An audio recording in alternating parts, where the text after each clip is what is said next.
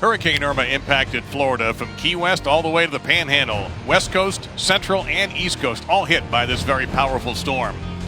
It's going to take a long time for folks to rebuild and get their lives back to normal, but one sign of normalcy, college football in Tampa at Raymond James Stadium. This area affected, of course, but we're still going to play this football game tonight with Lovie Smith coming back to Tampa Bay to take on Charlie Strong as the Illini and USF coming up on ESPN College Football Primetime.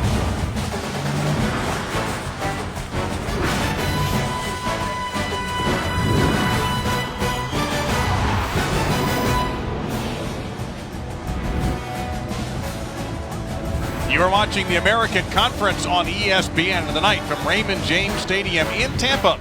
It's the Fighting Illini coming in after 2 wins, taking on 22nd ranked University of South Florida, also 2-0. Hello again, everyone. Along with Jen Latham and Mac Brown, I'm Dave Lamont. Thank you very much for joining us. Now, unfortunately, we start off with a bit of not so great news. We are in a weather delay, so our kickoff, which should be right about now normally, has been delayed. We do have some weather in the Tampa area. We hope that will be only a short delay, as the state of Florida is #1 for lightning strikes, Mac, so we're not going to mess around with this. But let's talk for a second about the man in this game that I think most people are familiar with, Quinton Flowers, the Bulls quarterback. We're in for a real treat tonight because Quinton's one of the best quarterbacks in the country. And when you go back to what happened last year, only he and Lamar Jackson rushed for 1,500 plus yards and passed for over 2,000. So this guy is really good, and he can beat you in so many different ways. He is playing a little uptight in the first 2 weeks, Dave, because they feel like expectations of the Heisman in the NFL, and these guys are supposed to win all the games, are tough, so he needs to relax tonight and play to beat a really good Illinois defense. And how does that Illinois defense deal with Quinton Flowers? Well, who better than Lovie Smith, who was one of the geniuses in the pros about designing defense to stop the guy. And he told us last night, what I'm going to do is try to make him be a pro quarterback. I'm going to keep him in the pocket. I'm going to have these two ends rushing really hard upfield. I'm going to slow play and rush slowly with the tackles inside, and I'm going to spy with the linebacker and try to make sure that the guy is limited to a few or no explosives to win this game. So our situation is we're going to be a little bit delayed by some bad weather in the area. So let's send it to our friends back in the studio, Adnan Burke, Jesse Palmer, and Joey Galloway.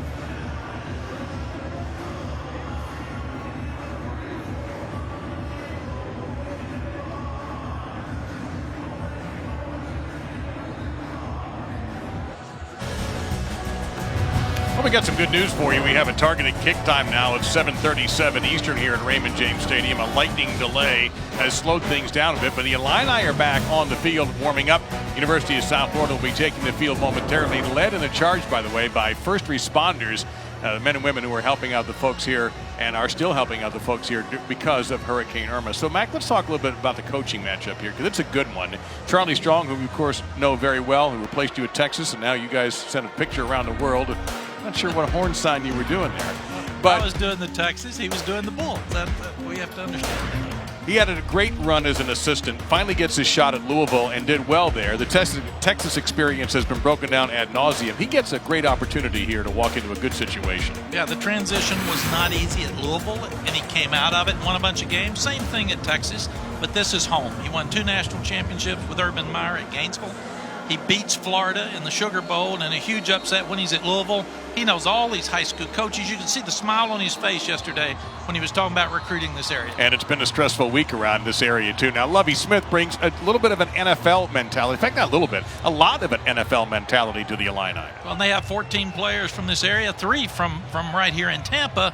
And we asked him yesterday, how big a transition has it been going from the NFL, being a head coach, coming back to college? He said the biggest transition, coach, has been time management. In the NFL, we had them all day. Now we got that 20-hour work week. You've got to cut your defense a little bit, and you got to make sure that you do a great job being a stern teacher. And they've done that in the first 2 weeks. And he compared recruiting to NFL free agency. It's pretty much the same thing. Now, we are getting close to kickoff. Fans are starting to get excited. So are we. Let's send it back to the studio. And then Jesse and Joey.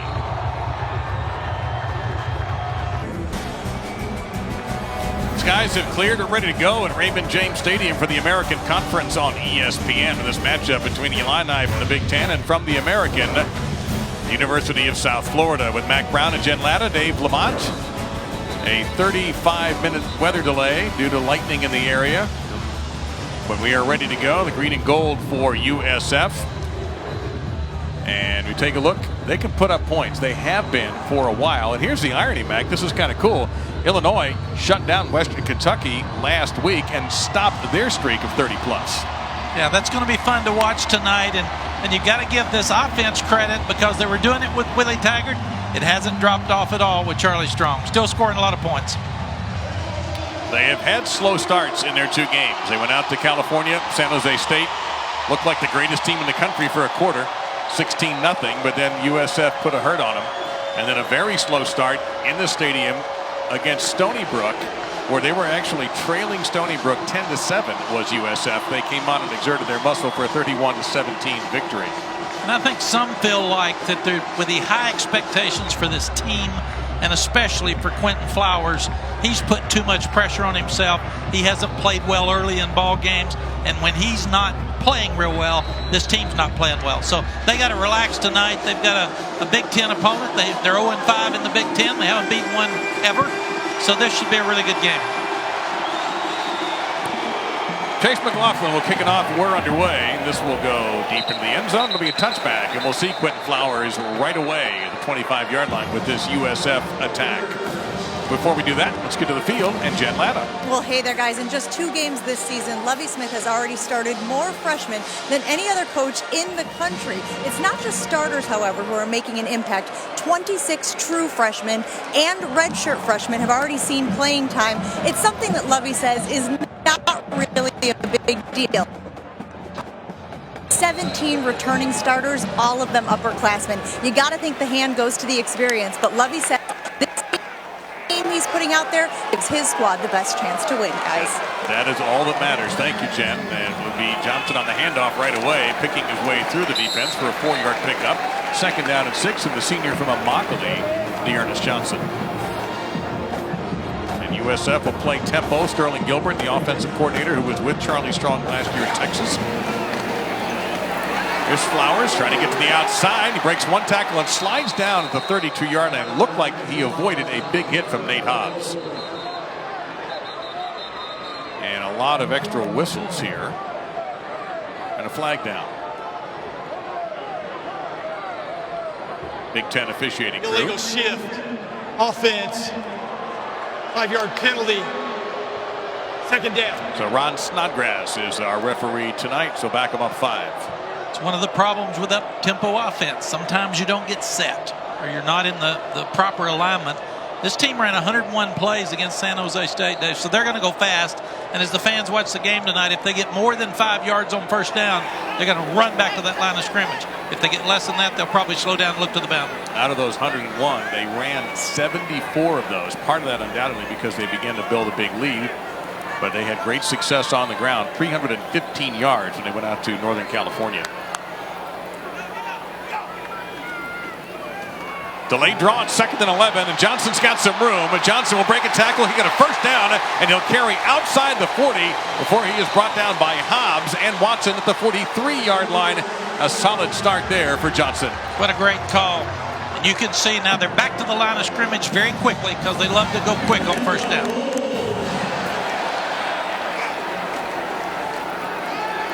They run a jet sweep that time. Here's D'Angelo Antoine. Antoine a 1st down and down the sideline. Antoine can't quite keep his feet. He'll be down and around the 20-yard line. Unless they marked him out of bounds earlier, but a touchdown saving tackle. One of the things we felt is that South Florida would have much more speed than Illinois. Very good blocking on the perimeter. McCants is an outstanding blocker, maybe the best receiver in the league. But speed and space is going to be something that's going to be tough for Illinois. Well, it looked like he was out of bounds at the 19. The ball was marked at the 31-yard line. Another play on the ground for USF. Again, it's Dearness Johnson, the senior. And he'll power for 5. 2nd down and 5 coming up. Coaches feel like when they're looking at their personnel, Johnson's probably the best player on their team. And he's a guy they're going to get the ball in the hands a lot tonight, not only as a running back, but as a receiver out of the backfield. And a penalty on the Illini for illegal substitution has been called. Substitution's always an issue against an up-tempo offense. You can't substitute very often unless they do. The other thing is there's a lack of depth on this very young Illinois defense. So if they stay on the field offensively like they are now, that could make it tough for the Illini in the fourth quarter. So it's 1st and 5. Flowers' first pass attempt is deflected and incomplete. Tipped by Trey Watson, one of the captains. Number 33 for the Illini. He was ejected from the Western Kentucky game for a targeting call in the right in the last minute of the first half. Trey is a junior. He's one of the real leaders on this defense. He's a really good football player. Tough, great instincts. Out of Tampa Catholic. He is one of 3 Tampa area players for Lovie Smith. 14 from the state of Florida.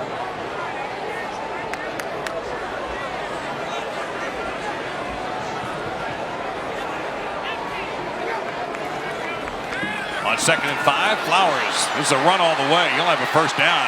A couple of stutter steps. Gets inside the 20 to about the 17-yard line.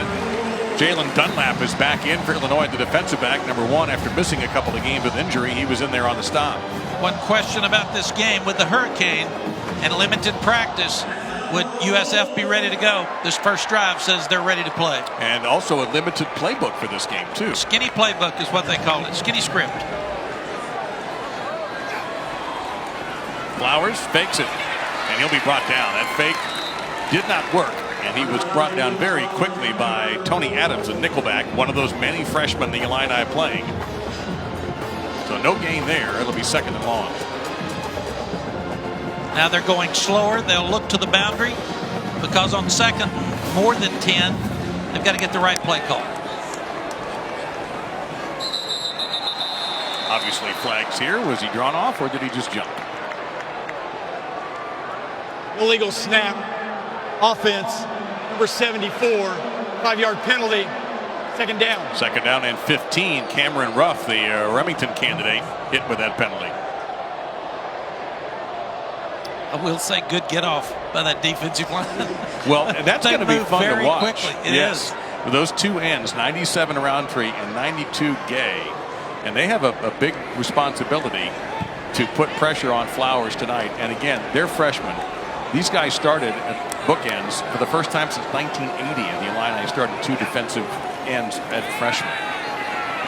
Flowers, that's going to be broken up incomplete. 3rd down and 15 coming up. This drive beginning to slow.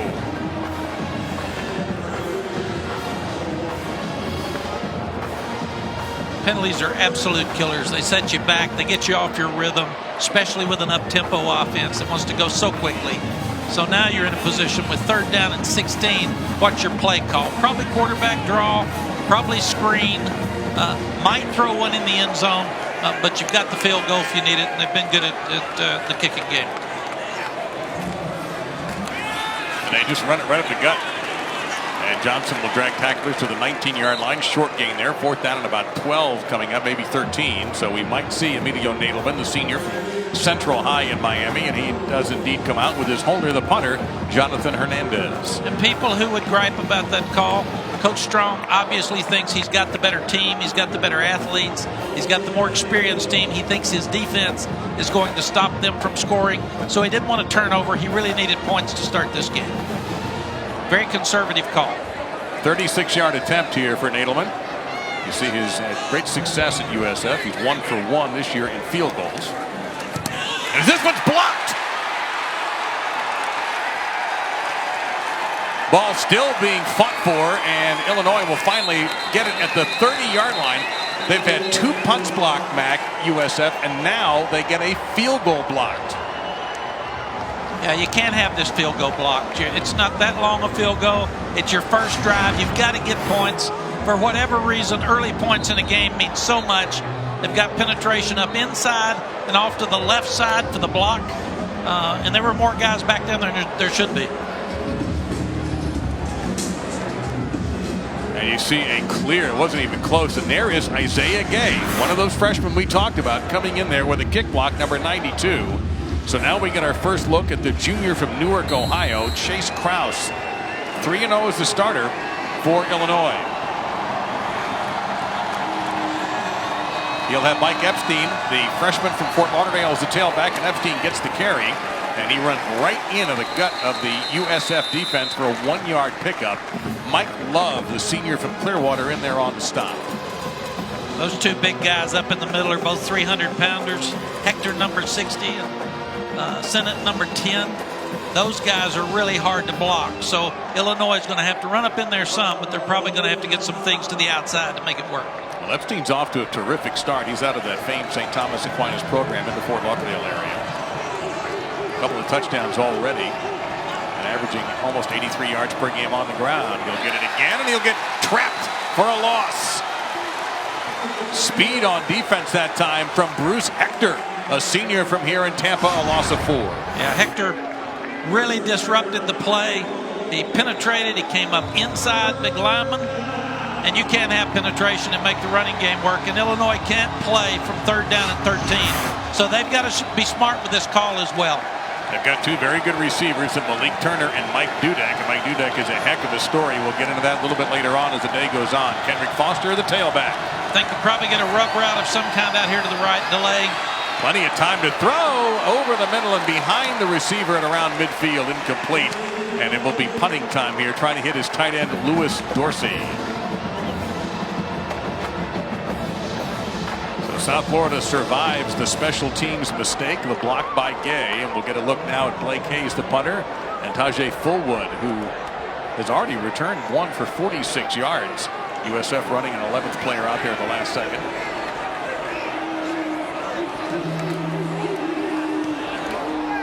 Not a great kick. Hooked out of bounds. And we'll see where the official finally stops. He's going to stop at the 34-yard line. So USF looked good, ran into some problems, had a field goal block, but their defense looked stout. We'll see Quentin Flowers when we return.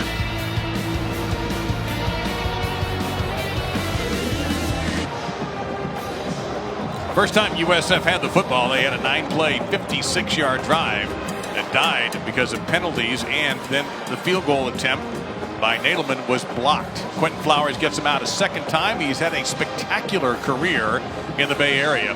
31 rushing touchdowns, almost 2,800 rushing yards. He and Lamar Jackson were the only 1,500, 2,000 clubbers. That's 1,500 yards rushing, 2,000 plus yards passing in America. Johnson remains the tailback. Jet sweeping again with Antoine. Second time. This time they go to the left side, and he is going to be dumped by Trey Watson at around the 39. A solid 5-yard pickup, 2nd and 5. Plays that are running sideways, you got to have guys like Watson with really good speed to play it inside out and knock him toward the boundary. Use the boundary as your friend.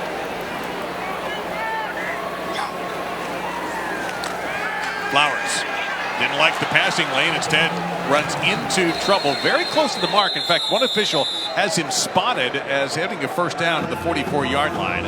Bobby Roundtree kind of flushed him out of there. And that's actually what Illinois wants. They want Flowers to run up the middle and not really get outside. On first down, Flowers being pursued. Roundtree after him. That's a tough throw, and it'll go out of bounds, incomplete. 2nd and 10 coming up. Once again, Roundtree rushing upfield, pushed him out toward the boundary. Flowers couldn't turn up. They do not want him making plays with his feet.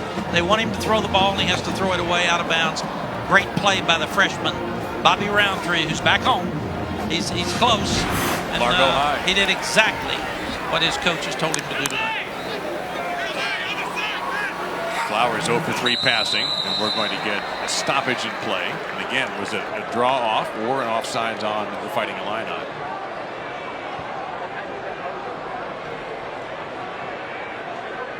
Offside. Defense. 96. 5-yard penalty. 2nd down. You're talking about Roundtree. He already has 3 sacks in 2 games. That's the best of any freshman in the NCAA. You already had the other freshman, Isaiah Gay, who made his first start a week ago against Western Kentucky, block a field goal.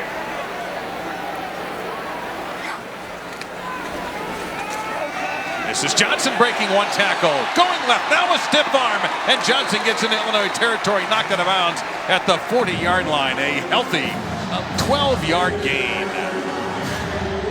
They are doing a very good job of running the football right at this young defense, and they're not that big on Illinois' side either, so Dearness Johnson makes a really good play bouncing out to the left. It's 12 yards to the Illinois 39-yard line. Flowers a step in, has time, receiver passes too high, and nearly picked at the 30-yard line. That was Cameron Watkins who had his hands on it. Aglaka was the intended receiver. Yeah, you got to make this throw.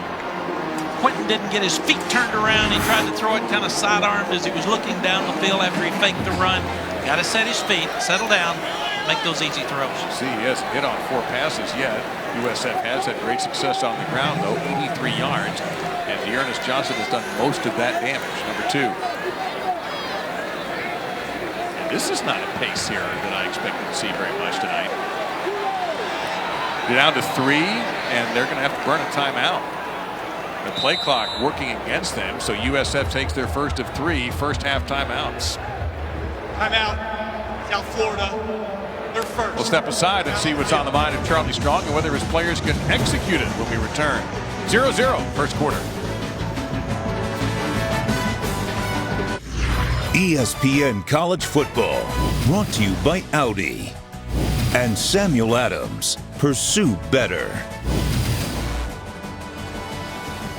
Well, Hurricane Irma impacted this state from the Keys to Jacksonville, this area, of course, Orlando, Miami, you name it. And a lot of storm surge, flooding, some debris, some damage. The sound of generators still being heard throughout a lot of parts of this state. And just happy to have a little diversion here for folks in Tampa. And for those of you around the state who have power and able to watch, or perhaps watching on the ESPN app, we thank you for taking a few minutes to join us tonight. What a great thought from Coach Charlie Strong and Athletic Director Mark Harlan, inviting high school players and coaches that couldn't play tonight and first responders into the game free. Yeah, pretty much all of high school football in the state was shut down because of the damage. Some games are starting as soon as Monday, happy to report. Empty backfield now for Flowers. Pressure coming from the edge. He avoids it. It's got some room. Wants the deep shot. Wide open. Touchdown USF. D'Angelo Antoine. Nobody near him.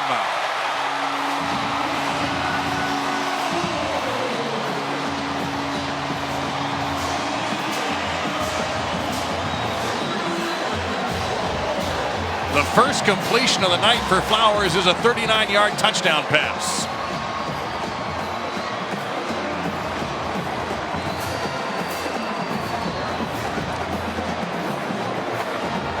Six plays, 66 yards in a minute and 26 seconds. Nadelman had a kick block earlier on a field goal, 10 for 10 at PATs this season.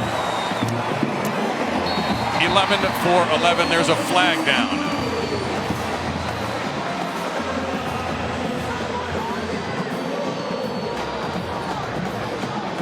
Center judge threw that flag.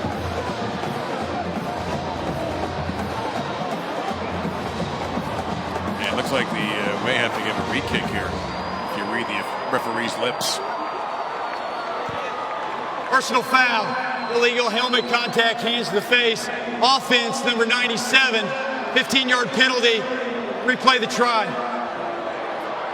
So Nicholas Munera called for that penalty. And the ebullient sideline for USF just got a little quieter after that was announced. You can't have that penalty because now it puts you where you just had momentum. You go back and you kick it off. You're giving them a chance to get a good return and answer. Come on, guys. You got to be smarter than that. Keep your hands in. Yeah, and you got to do this PAT all over again. It goes from now being something very simple to what should be simple for an accomplished college kicker, but it's going to still be a little bit more difficult now. A lot more difficult, actually. 35-yard PAT. Well, it becomes a field goal as such, and they've already had one blocked, and we were talking about it. Looked like the holder was a little bit slow getting the ball set, so we can watch this very closely. This is an NFL PAT here, and it's blocked!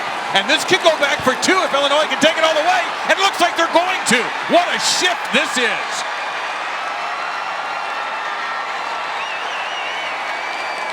Nate Hobbs takes it back for 2, but there is another flag down.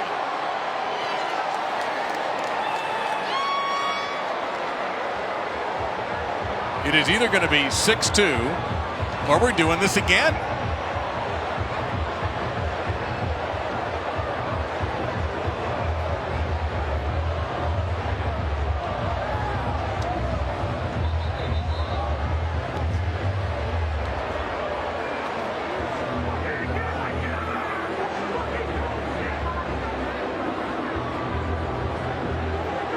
Not sure why this discussion is taking as long as it is with this Big Ten crew.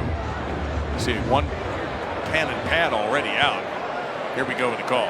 During the return, sportsmanlike conduct, sideline interference on the kicking team. After the play, unsportsmanlike conduct on the defense, number 33. This is his first unsportsmanlike conduct. The foul's offset. We'll have a kickoff. One thing we learned from that, Dave, is Nate Hobbs, that freshman's really fast. Yes, he came off the corner, he made the block, and took it all the way in. And he's athletic. It's hard to block a field goal, an extra point that seems like a field goal. It's hard to block it, pick it up, and run it in. They were really slow. Again, they tried to get it off in about 1.41. You're supposed to be 1.25. So they've got to get the ball off quicker. That's not all protection. So a penalty nullified the 1 point. Second try ends up getting blown up. Becomes a 2-pointer for the Illini. And we've had a lot of action. We haven't even gotten to the halfway point of this opening quarter yet. Got to get it down and get it gone. Big man blocked it from inside. He had penetration. And after the big man blocked it, Hobbs picks it up and runs it back. Tito Odenabo, number 94, was the big man you talked about. He is 6'3", 300 listed there. Cannot have penetration inside. You just can't. Well, sometimes if you get it outside, you can get it off, but you got to be quicker. And what just happened is Illinois took all the momentum back after South Florida scored. So it's you can't let the kicking game affect you like that in a negative way. This will be Kendrick Foster who will watch this kick go into the end zone. How about 4 blocked kicks against USF? And we're not even out of the first quarter of the third game of this season. Our Saturday night football matchup this week is a big ACC matchup with national championship implications. Number 3 Clemson squaring off against Lamar Jackson. Number 14 Louisville has 8 Eastern, 5 Pacific on ABC and streaming live, of course, on our ESPN app. Lamar Jackson off to another great start. Did really well against North Carolina. Saturday Night Football brought to us by Wells Fargo and Clemson's D last week. Wow. Unbelievable. You can't give up 11 sacks. Number 1, that's 11 plays that are negative plays. Number 2, your quarterback feels like he's been beaten down throughout the game. So it'll be interesting to see if Louisville can protect better against Clemson on Saturday night. So back to the ground. It'll be a handoff fake to Epstein, and Chase Crouch will keep it. And Crouch with a nice run. Going to pick up 13 before he's run out of bounds by Nico Sautel. That's what Illinois is going to have to do through the night. They can't block those big guys up front, and they've got a lot of young guys that they've rotated, starting 2 freshmen at left guard and left tackle. So they're going to have some reads and have some quarterback runs, screens, draws. Got to keep the ball.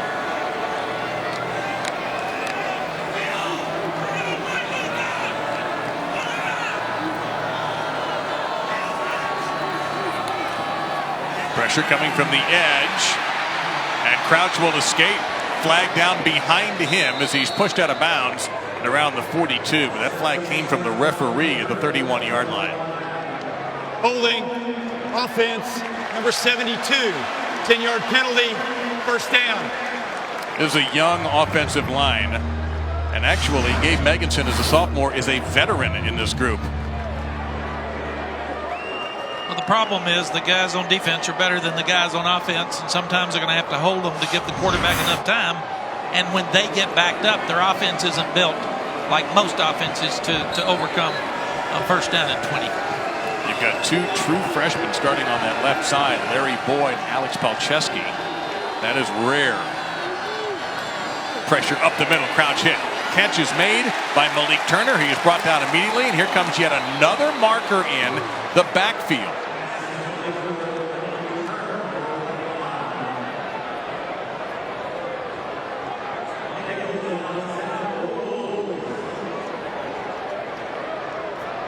looked like Turner slipped a little bit. There were some showers that hit the stadium about 2 hours ago. Nothing particularly heavy. Personal foul, roughing the passer with targeting. Defense, number 10, the play's under review. That's Deidrin Senate, a very important player for USF.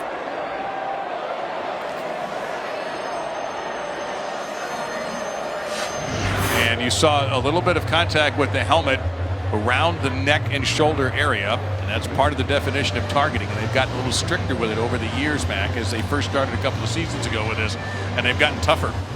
They have, and it's a very good rule. It's protecting kids more. We're talking about concussions. We're talking about head injuries, and especially with the quarterback. Now, Senate was also called in the opening ball game with San Jose State for the same foul. Yes, and he was ejected for that one. And this is really a big loss if he's out of this ball game, because he's a stud. He is really a great football player. Powerful inside. He can stop the run, but he also is quick enough, as we saw there, to rush the passer.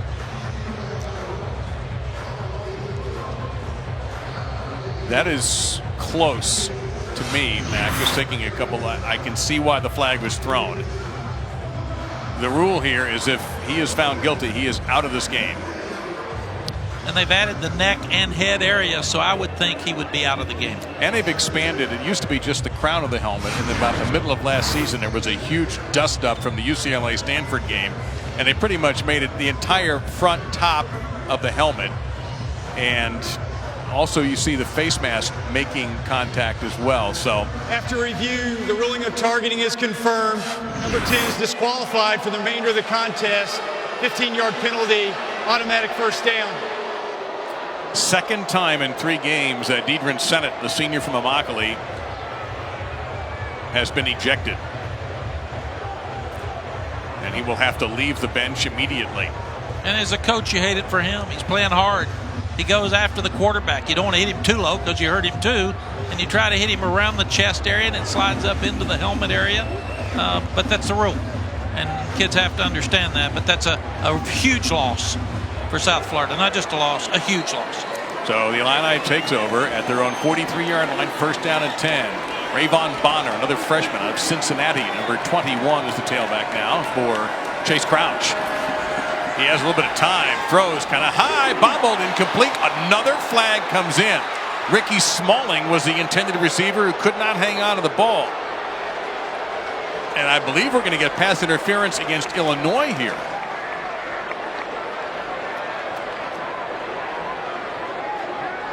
Pass interference, offense, number 4, 15-yard penalty, first down. So the 15 they just gained on the targeting, they just lost. And we've had 8 penalties enforced already in our game. Yeah, officials are going to get cramps to throw in so many flags. This is not a great start for either team with all of these penalties. They keep setting themselves back. It's kind of stuff you expect to see, Mac, in the first week of the season, not the third. Austin Roberts steps in now, number 36, in a fullback / tailback position. Yeah, first and forever, got to be smart here. Got to hurry. 1 second, and they get it off. And now another flag. A bunch of them come in. Ball start, offense, number 45, 5-yard penalty, first down. And 30.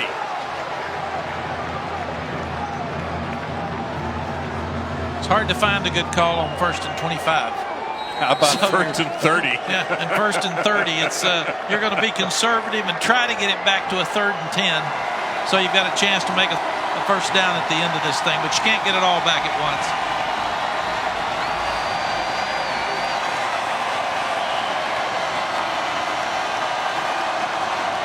Low snap, Crouch fires quickly, tunnel screen, no chance. They're going to lose more yards. Turner brought down immediately by Dietrich Nichols, the nickelback, 2-time all-conference performer, number 3. Another Miamian out of Central High there. And it just keeps getting worse for Illinois. Yeah, Dietrich's a senior leader. He leads the team over the last 2 years in interceptions. Tough nickelback. Plays really well in space. 8 career picks for this Bednarik candidate.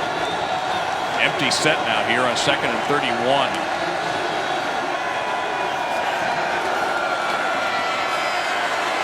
Trouble. And that's the best he could do because pressure coming in from Mike Love, who had him by the ankle there for a split second. So 3rd down and 31. Yeah. Mike Love's a tough football player. He's a local senior from Clearwater, Florida. He is one of their best pass rushers. And when they're in an empty backfield, you don't have any help with a tight end or a back to help chip him. Their tackles are not in a position right now where they can block Mike Love. Probably going to be a screen or draw or something conservative here because they can't get it off. You've got Epstein into the tailback position. He sits down for a pattern. Crouch is going to escape. He'll dump it off toward Epstein, who is blanketed by Nichols at the 31-yard line. So 4th down and 31. You went from being 1st and 10 at your own 43 and after having an important player ejected to 3rd down and now 4th down and ridiculously long. See that Crouch took a shot from Augie Sanchez, a 2-time all-conference linebacker, but not targeted yet. Fullwood back deep and around his own 44-yard line. Left-footed kick. This is low. Have a little bit of roll on it though, and this can take a good bounce for the Fighting Illini. Got to catch the ball. Don't let that thing hit. That's one that head coaches get obsessed about, Dave. It's a don't let it lose yards.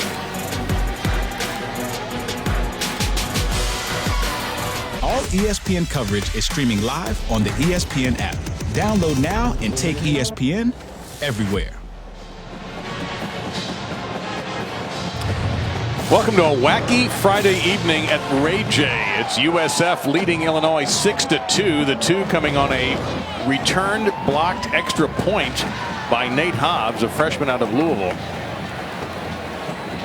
We've already had a targeting call with a player for USF, an important player ejected. We've had 2 blocked kicks by Illinois. And we're not even close to being out of the first quarter yet. Darius Tice is the tailback now for the Bulls. Another penalty marker's down. If that's accepted, it'll be our 10th.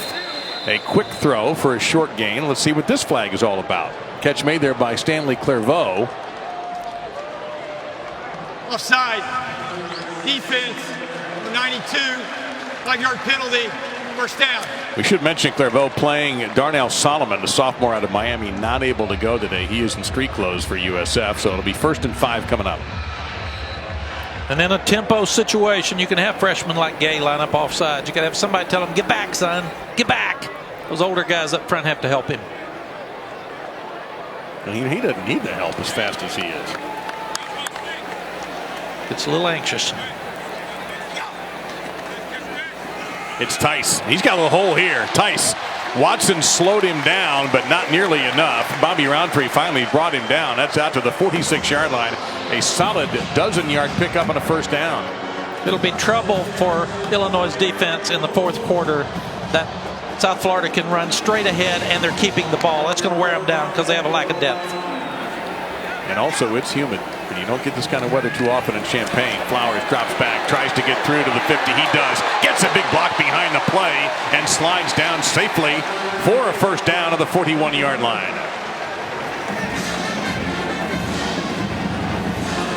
Fast pace now being called for by the Bulls. Illinois scrambling to get lined up. They really couldn't. And Tice takes off. 35. And we have everything stopping with another flag. And this will be a false start against the Bulls. False start. All 11 offensive players did not come to a complete set. Offense. 5-yard penalty. 1st down. 11th penalty of the quarter. You can go fast, but you have to get set. You've got to make sure everybody's set before you start. So it's 1st down and 15. Illinois now, Mac, has had a chance to bring in some of their 2nd-string defensive linemen to give the starters a little bit of a break. And that's for the 4th quarter, Dave. They've got to save some energy because they're going to get worn out because their offense is not being able to stay on the field. Tice again. Good runner in traffic is Tice, really picking his way very nicely. He'll get to about the 46-yard pickup. Second down coming up. Del'Shawn Phillips, a junior for the Illini, in there on the stop. Illinois defense gave up 6 yards rushing last week against Western Kentucky. Really good start, being physical and running the ball for South Florida. Flowers guns it, caught, 32-yard line, and a good tackle made in space. The catch made by Alaka. Nate Hobbs kept that from being a big play with a solid tackle all by himself. They're going fast. Except the chains haven't caught up with him, and also USF had a player deep down the field. Now everybody's set. It's first down. Tice again, right up the middle, breaking through. Tice at the 20 and belted down inside the 20 at the 18-yard line before the hit made there by Patrick Nelson, and it's a 13-yard gain. These guys are pounding them inside, pounding that young front and their linebackers. Big 210-pound back there when you start looking at Tice. Now Dearness Johnson, number 2, comes into the tailback spot. 127 yards on the ground already, Mac. 13 carries for USF. A 14th carry, popping through to the 5. A flag is down. If it holds up, it'll be first and goal at the 1.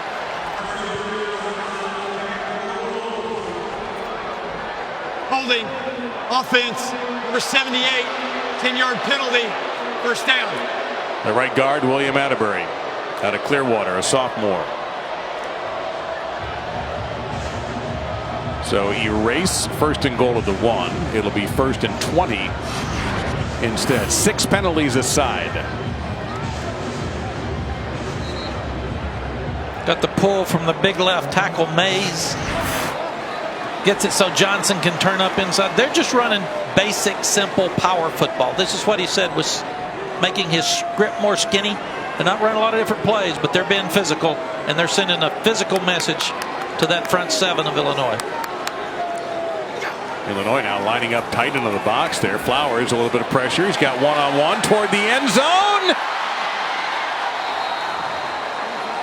And it's been intercepted. That is a touchback. The interception by Tony Adams.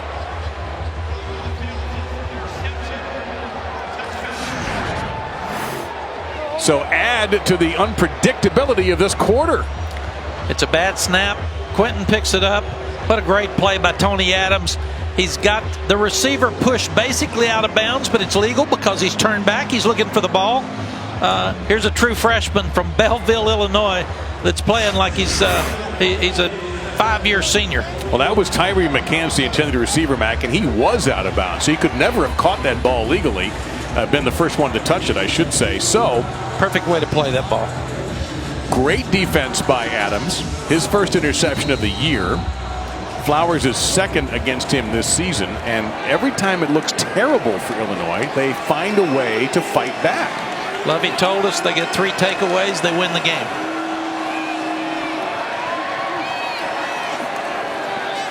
But they can't get their offense in gear at all. Nothing really available for the Illinois offense. The sack back at the 15-yard line by Bruce Hector. That's his second sack of the season, a loss of 5. This front is really good for South Florida, and they are proving it. They're just coming through quickly, and they're not giving Crouch any time to throw. They're getting second long and third and long. They have not been able to block that front 4 of South Florida, and they're not having to bring extra guys. They're getting there with 4. Got an empty backfield and a short drop taken by Crouch. This time he's going to complete it. And there is Mike Dudek, his favorite target. And Dudek is an amazing story. It'll be third down coming up. Danny Thomas in there on the stop, a gain of 11. Dudek started the season and played in the opener against Ball State. He had not played in a game for 981 days because of multiple knee injuries that cost him 2 seasons after a spectacular freshman year in 2014. This is a huge play. They need to stay on the field offensively. How about another flag?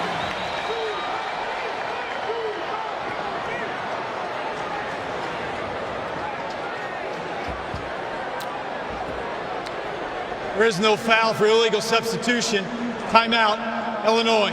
So they This will be take a 30-second timeout. the first of their 3 timeouts. So each team has taken a timeout in an eventful quarter, which has 1 minute and 57 seconds remaining. The Illini trailing by 4.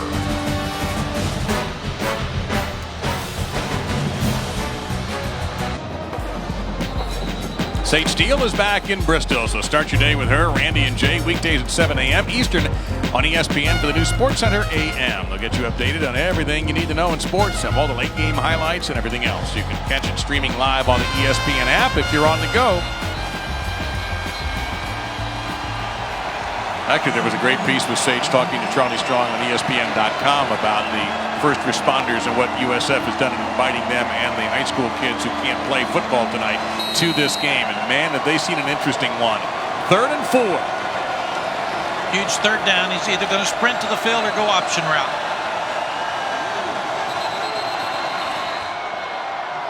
Can anybody guess what just happened? False start. Offense, number 76. 5-yard penalty. 3rd down. And now it's 3rd and 9. So right now, the Illini has had more than 3 times penalty yards than actual yards. Larry Boyd's another big freshman. I know you can't use it as an excuse. These guys have a great future. It's really frustrating to have this many penalties in the first quarter. Epstein and Roberts now in the backfield.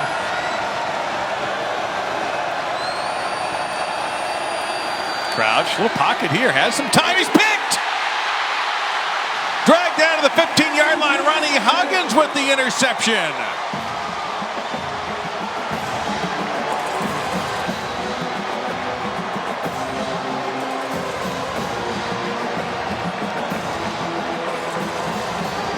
First and 10 USF at the Illini 16-yard line.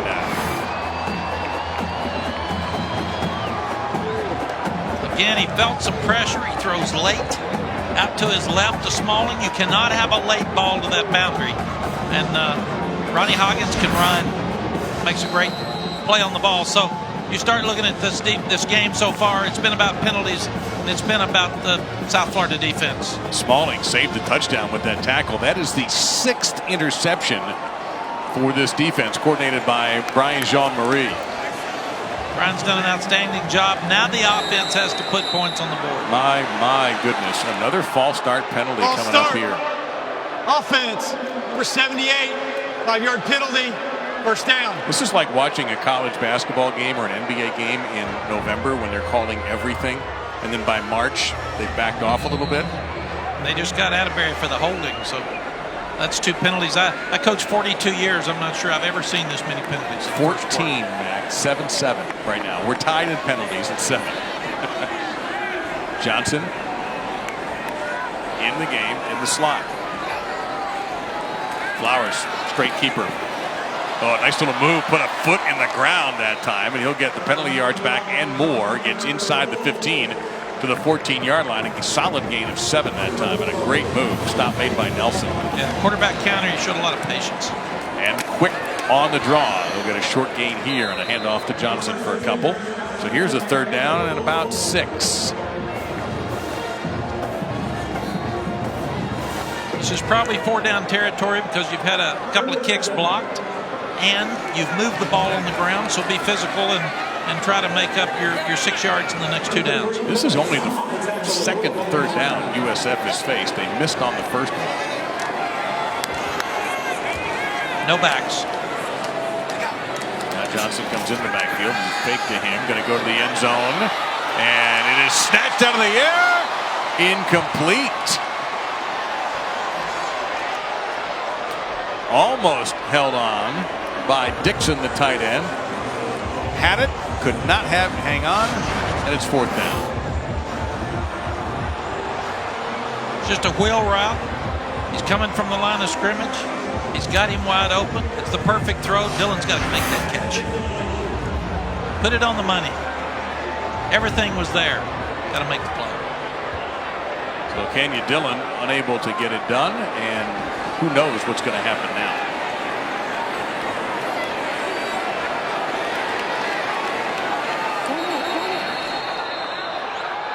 Flag. Delay of game, I believe, is next on our parade of penalties. Timeout, South Florida, for second. This will be a 30-second Now, timeout. they managed to beat the flag, so that flag will be picked up. A second timeout called in the first quarter by USF. So that gives us a chance to kind of go through the problems USF has had with their kicking game.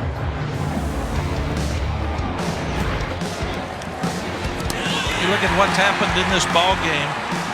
The negative kicking game for South Florida, the positive plays that Illinois has made are keeping them in this ball game. This was an extra point run back by Hobbs for 2. That's why Illinois has the 2 on the board. So it could have been 7-0. It could have been 10-0 at one point, but instead we're looking at 6-2. And you've got Nadelman. I can't even imagine what's going through the senior from Central High in Miami's mind as he lines up for what should be a simple 29-yard field goal. And he gets this one off, and he nails it. The Illini football folks just tweeted out right before that, brace yourselves, USF is kicking. Well, this time it worked for USF, 9-2 with 50 seconds remaining. And if you're Coach Strong, you're mad over the block kicks. You're mad over them using a timeout when we didn't need it to be because it just wasted for later. So as a coach, you got to be organized, guys. Come on, special teams. Get them on the field. Line them up right. Get the kicks off, and don't be wasting my timeouts. I need to keep the 3 timeouts in my pocket for the end of the half. Saturday at 7 Eastern on ESPN. We got the first big test for a couple of really good-looking football teams. 12th ranked LSU and their great defense facing quarterback Nick Fitzgerald and Mississippi State amongst the Cowbells in Starkville. You can catch this one, of course, streaming live on the ESPN app. A lot of folks like Mississippi State in this one, Mac. A lot of folks think the Dan Mullen's team is a lurking in the weeds kind of team that can really surprise you.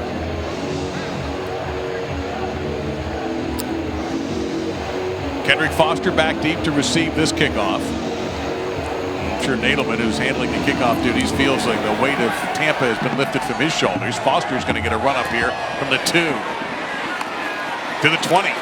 And he'll be dumped in around the 23-24 yard line. So we'll see what the junior Chase Crouch can do. Craig Watts in there on the stop. Well, Illinois cannot stop this South Florida offense unless they blitz them. So they come from the corner with Cameron Watkins. They have a bust because they got to play man coverage. The athletic ability of Quentin Flowers to make the corner missing. He's got to make that tackle and then stand tall and throw the ball down the field led to the touchdown for USF. 15 total yards for Illinois. USF has 184 and 136 of those on the ground. Flowers is only 2 out of 8. But they've gotten away with it. Crouch, maybe a yard. They just have zero rhythm. Nico Sautel on the stop. 2nd and 9. So I guess the question, Mac, is if you're Illinois offensively, what do you do? You're outmanned at just about every position, Dave. So you're going to have to do screens and draws and traps, and you're not going to be able to block them. You can't just throw the ball. You're in 2nd and 9 now. Do something where you don't have to block those guys up front. Give me a screen. Give me a quick down here at the bottom. Just like that. And Dudek makes the catch, but could not do anything else since he went down at the 29-yard line, but at least it's some positive yards. Garrett McGee, the offensive coordinator, was the head coach at UAB. He was the offensive coordinator at Arkansas for Bobby Petrino and at Louisville. He knows what to do, but he's going to have to do it here again. You've got to have quick passes. You've got to have option routes. You've got to have a back or a tight end stay in because you cannot protect those guys up front with just 5 guys. 35 minutes late, the first quarter has finally come to an end with USF leading Illinois 9-2. The Illini facing another critical 3rd down and 4. When we return to Raymond James Stadium, a night to celebrate first responders and high school athletes whose lives have been disrupted by Hurricane Irma.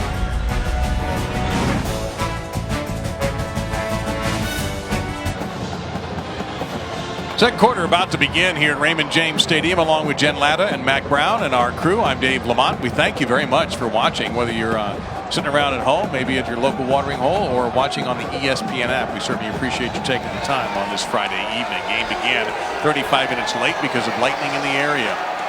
Here's a huge 3rd down and 4 for an Illinois offense. It's averaging less than 2 yards per play. Mike Epstein is the tailback.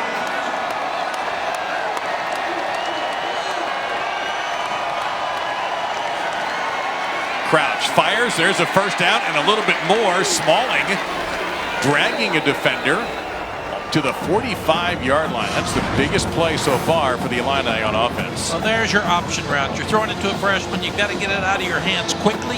He can go out against zone. He hooks. Against man, he turns in or out and continues to run. So that's what they're going to have to do to be able to protect and get the ball out of Crouch's hands quickly.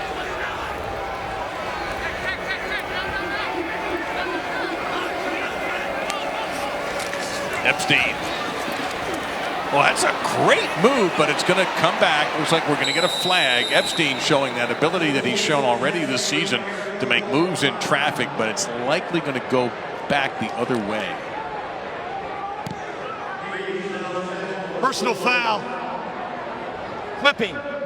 Offense, number 63. 15-yard penalty.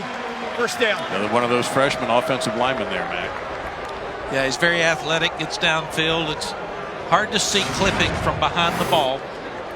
It's one that's a tough call, and he's coming out. That one's tough.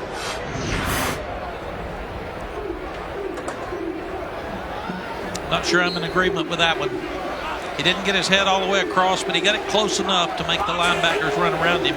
And that time, Sanchez was in a good position, but Epstein had an outstanding play where he planted his foot and turned back up inside. That's 8 penalties against the Illini, 65 yards. We have 1st and 25. We'll get a little of it back here. There's an aggressive tackle and another flag and another flag. Sawtell with the 2-point takedown. And that's going to get him a flag. I have, Mac, it's interesting because I have seen that called already this year, and I have also seen officials let that kind of tackle go. I don't like it. That's football. Let him play. I kind of agree with you on that. He didn't slap him on his head or his neck. No, you got to tackle. You got to be aggressive. It's still football. We've got the targeting foul. We understand that. We've got him hitting out of bounds. We got him hitting late. To me, that was a clean play. There are 2 fouls on the play. Pass interference, offense, number 4. After the play, personal foul, unnecessary roughness, defense, number 54. Both fouls will be enforced, automatic 1st down. So we'll take a look again at what Sawtell did.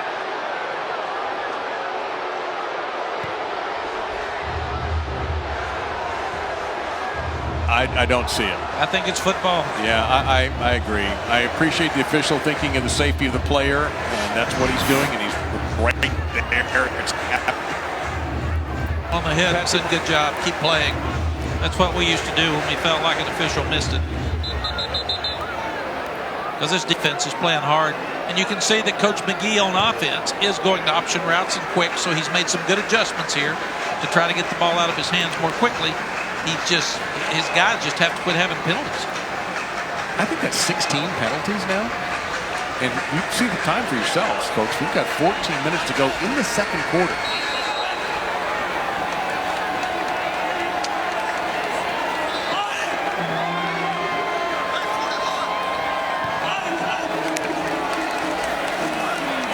Pump once, throw, and well, it was nearly intercepted. It actually hit Dudek in the hands of Ronnie Hoggins, who has a pick already tonight. Got a couple of fingers on that. It'll be 2nd down and 10. Once again, an option route, and Crouch has got to turn it loose. He held it, he repumped, he waited, and he threw it late. You can't throw late, especially to your left and outside of the boundary. Do you think they can buy enough time to give Crouch a chance to throw one deep? You have to get it out of your hands fast because they do not have enough time probably for a deep play action. They're not running the ball well. And Epstein will be brought down almost the second he got the handoff. This is going to be a loss of a yard as Kevin Kegler, you got 3 deep with Kegler, a freshman from Madison, Florida, and he just stuffed that play.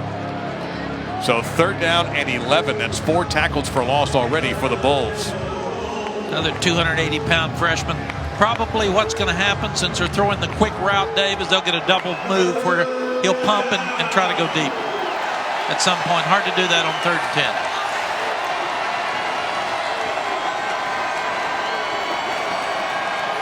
Probably come back with a quick out or a screen or draw.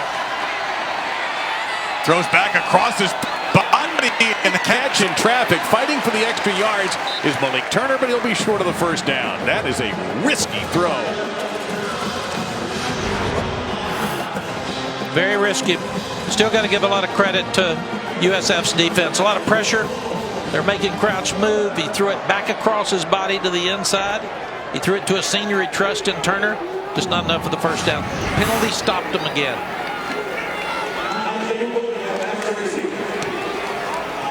Fullwood waits the punt. He's got a chance to do something here.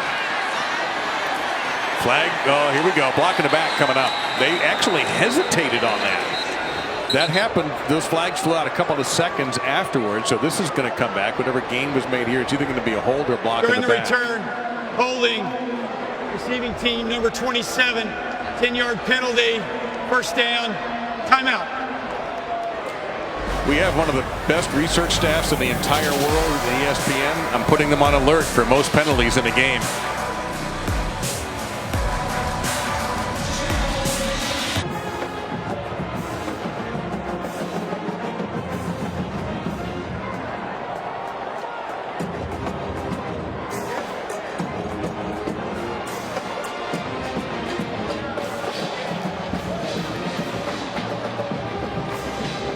All right, Ed, thank you very much. We will certainly look forward to hear from you all. We've had 18 penalties tonight, and we're only at the 12:25 mark. We've been told the record is 36 in a game between San Jose State and Fresno State back in the last century, 1986. We're on pace. USF, this big drive here, and they'll get some. Oh, look at the tackle in space, broken, but that'll be a positive gain, about 4 for USF. Let's check in with Jen. Well, guys, number 9 has been called the linchpin holding the Bucs championship aspirations together, but the coaching staff does not want him to feel that kind of pressure. So quarterbacks coach Sterling Gilbert is using this image of an elephant to represent the proverbial elephant in the room, the noise outside of the facility, the Heisman talk, everything that might affect Quinton's performance out there. They want him to know he doesn't have to carry the team, he just needs to distribute the football. That he does right there, Jen, but he overthrew the intended receiver by about a yard or so, trying to go to Clairvaux. So it will be third down for USF and about 6 yards to go. The expectations for these two teams are as opposite as you can possibly get. Illinois 2-0, trying to be 3-0 and out of conference before they start the Big Ten. A lot of freshmen, one of the youngest teams in the country.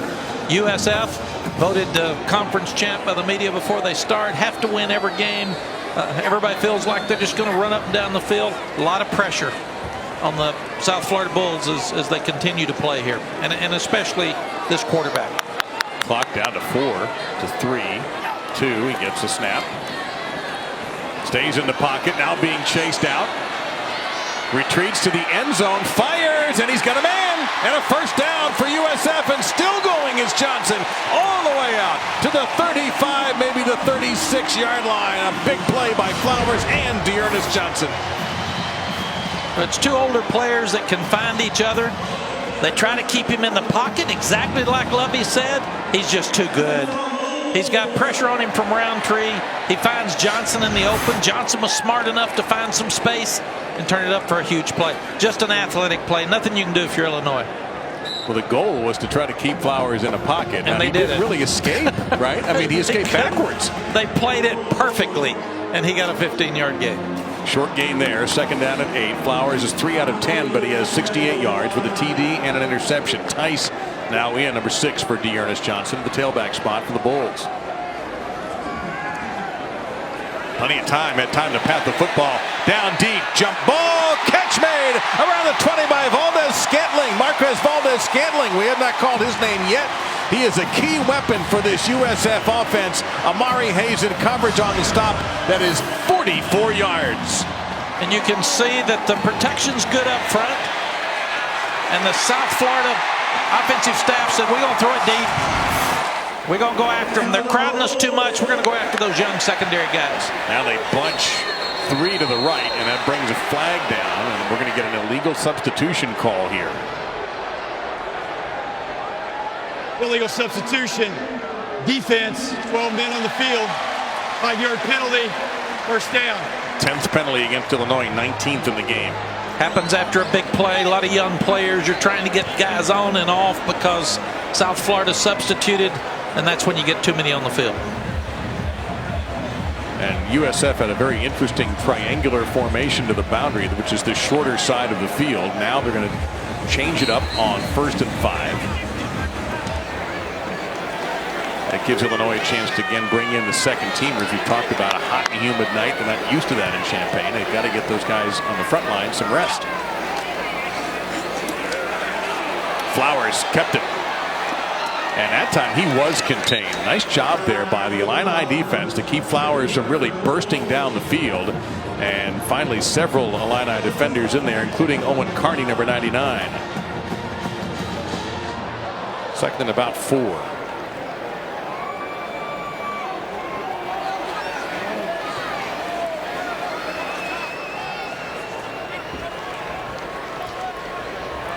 And interesting here to see how slowly USF has decided to go. Tice in the slot this time. Looked over there. This is a straight draw for the quarterback. He's very close to the mark.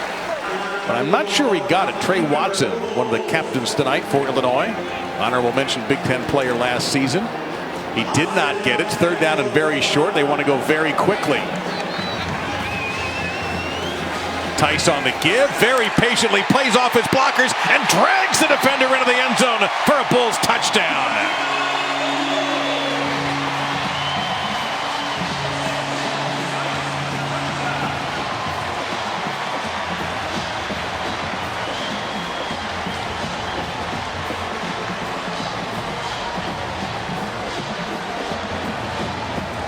So the determination of the senior from Northwestern High in Miami, Darius Tice. And USF has opened up a 15-2 lead with Nailman on to try to make it 16-2.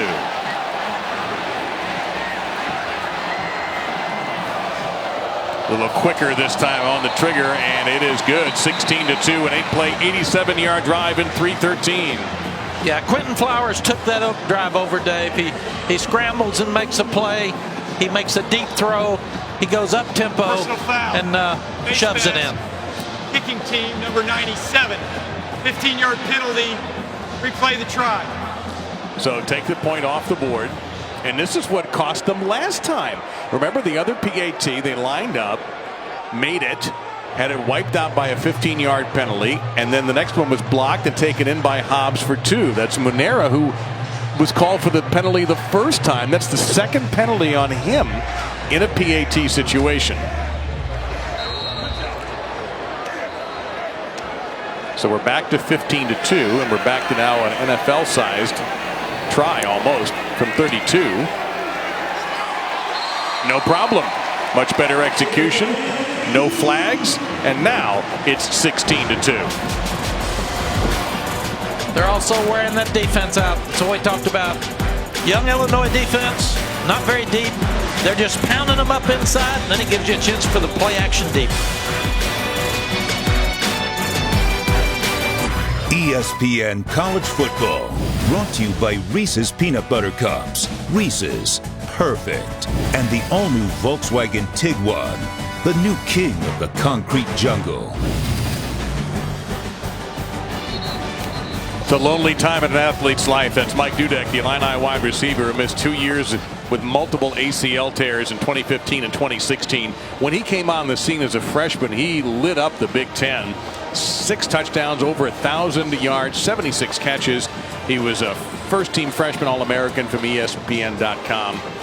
981 days from his last game in 2014 until they opened the season August 26th against a tough-looking Ball State team, by the way.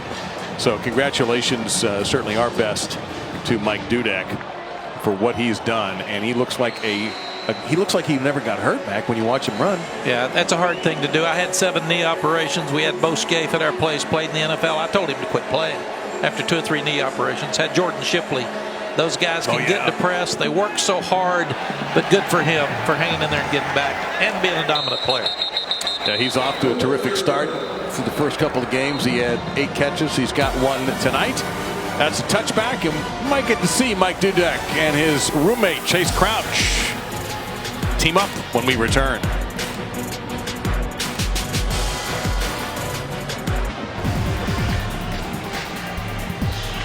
Got to get it. Stream games, shows, and highlights. It is the fan's best friend. It's the ESPN app. You can download it right now. It'll take you a couple of blinks of an eye to get that, and then you could perhaps watch tonight's UTEP Arizona game that follows us if you'd like to on the app. If you're out and about on a beautiful Friday evening wherever you may be. We are in Raymond James Stadium with Jen Latta and Mac Brown, Dave Lamont. And an Illinois team in crisis mode right now, down 16-2 with 9:12 to go. They've been pushed around when they've had the football. Just 45 total yards. They've only won 16 plays. This is their 17th. And under pressure, Crouch has it batted. And Theismann-like, he had to break it up. Josh Black got in there right on top of him. And that looked a little bit like Super Bowl 17, only not in the end zone, but it was Crouch who had to break up that and make it an incomplete pass. Yes, this is what you got to do is move your quarterback. Got some bootleg action. You've got your back slipping out in the flat. Tremendous play by Black. Here's a junior that's a backup. Bats the ball in the air. Nearly has the interception. So it's 2nd down and 10. And Crouch will keep it. Another flag is down. He is dumped on a single leg takedown at the 33-yard line by Dietrich Nichols. Let's see what this flag is. It was thrown around the 40-yard line, and it's going to be a hold, and I think this is going against the Bulls.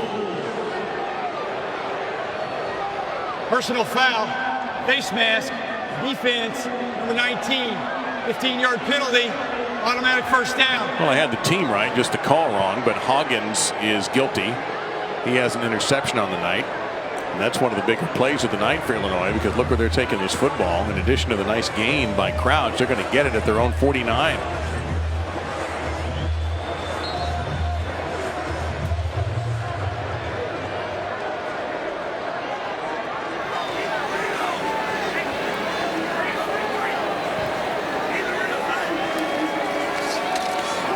Give this to fake to Epstein. Well, he is good with that. And Crouch fooled me completely.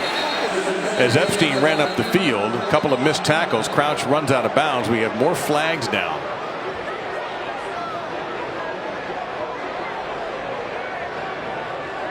And now we've had a little bit of pushing and shoving also. Offense, number 67, 10-yard penalty, first down. One step forward, sometimes 2 steps back for Illinois tonight.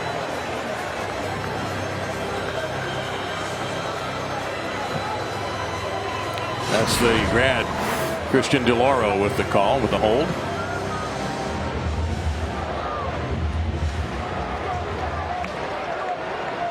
Yeah, it's funny. Christian was actually getting held. And that's what happens. It's when they turn around, the guy that makes the second move is the one that gets in trouble. But that, to me, that was a bad call. Crouch steps up under pressure. Dumps it off to Epstein. He is hit immediately at the 45-yard line. A short tackle. Hoggins again. He had 8 tackles in the opener at San Jose State. Out to the 45-yard line. A little bit of a gain. Sets up 2nd down and 14. Got to be impressed with the Bulls defense. They're being physical. They're tackling well in space. Just get rid of those penalties. Force a few turnovers. This defense is playing real well.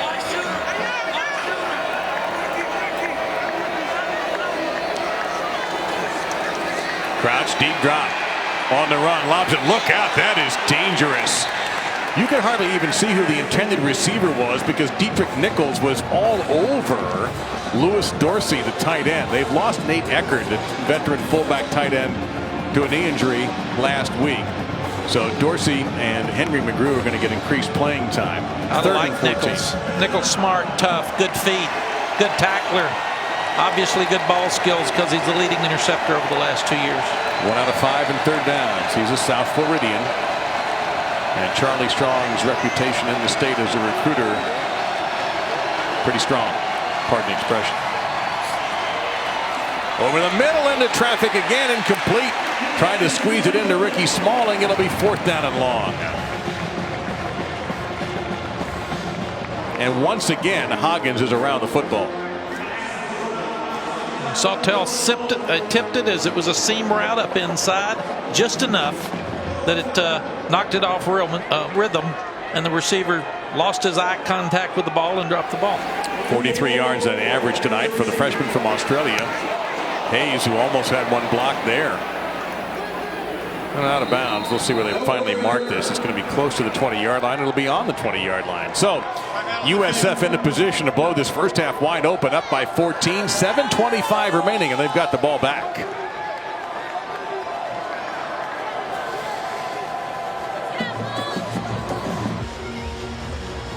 Your score at time is 16-2 USF. 7:25 to go in this first half. Hurricane Irma certainly causing all sorts of disruptions in normal schedules. And for more on that, we go to Jen Latta. Yeah, guys, most high school football games in the state of Florida were canceled for this evening. So earlier this week, Charlie Strong announced at his weekly press conference that USF was inviting all Florida high school players and first responders to enjoy the game for free. It's the program's way of conveying we are all in this together.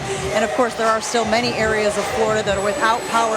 Guys, I'm told there were 2,100 first responders that picked up the tickets, 3,400 high school football. That's 87 teams that have come to tonight's game for free. Jen, thank you, and Lord knows these folks deserve it, and their tasks are not over yet. Now on the carry, Tice cutting back and getting to the 43, maybe the 44-yard line, a big play, and USF Mac now beginning to assert its muscle. Yes, they've been out there a lot longer than Illinois. This defense is young. They're also not very deep, so they're getting tired, and then you don't tackle in space, you don't get off blocks as well, and this team just keeps pounding you. Well, here comes another pounder in Dearness Johnson, so they can beat you with two different very strong tailbacks. And it'll be Johnson here, dragged down outside the 45-yard line. Again, another tackle from Trey Watson. So it'll be about 4 yards there. Second down and 6 coming up. And play callers get a feel of this. He starts handing it off. They start powering and powering. Then you see the linebackers and safeties move down. Then you go over the top with a big one. Flowers 4 out of 11, 111 yards with a TD and an interception. He'll keep it here, and he's got room. And an open field tackle by number 4, Bennett Williams, a freshman from Campbell, California, saving probably 10 or 15 yards right there. Yeah, it's a great tackle in space, but they're blocking him up front. What a hole. I could run through that one. But your freshman, number 4, Bennett Williams, came out of California. Really good story. Makes a really good tackle in space against a great player. Going to have a penalty here because illegal snap. Offense, number 74, 5-yard penalty, first down. So make it first down at 15. Penalties have been rampant, over 20 tonight. And thanks to everybody who's checked in on my question about how many penalties in a game. Yeah, even folks who are friends in Annapolis from the Naval Academy have helped out to tell us the record is 36. 23, there you go, the most in the first half in 13 years.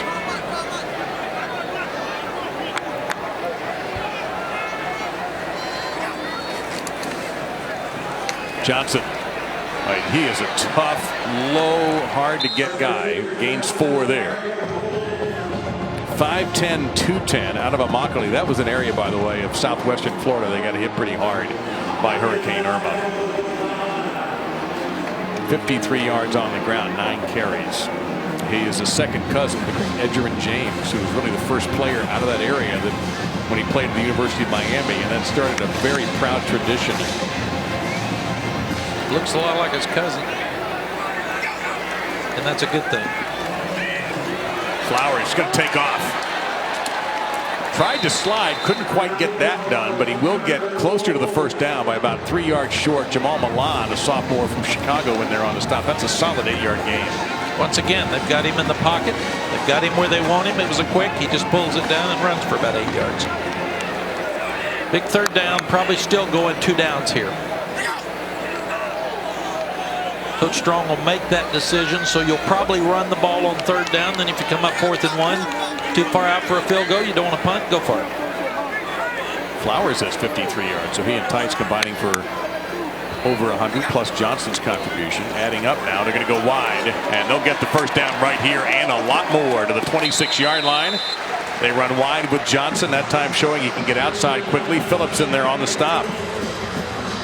Doing a good job with the inside runs, the outside runs. It's kind of like a speed sweep out of the backfield. They're pounding that Illinois front right now. Coming down to 4 minutes left in the half. 213 rushing yards, 26 attempts. Remember, they ran 74 times in week 1 against the Spartans of San Jose State. Here's a quick slant and almost intercepted. Valdes-Scantling, who's usually pretty sure-handed, almost lost that ball to Cameron Watkins. It'll be 2nd and 10. Yeah, should have been caught. He might have split the defense for the touchdown. So he just got to concentrate on that ball, because that was a good throw from Flowers. He knows it.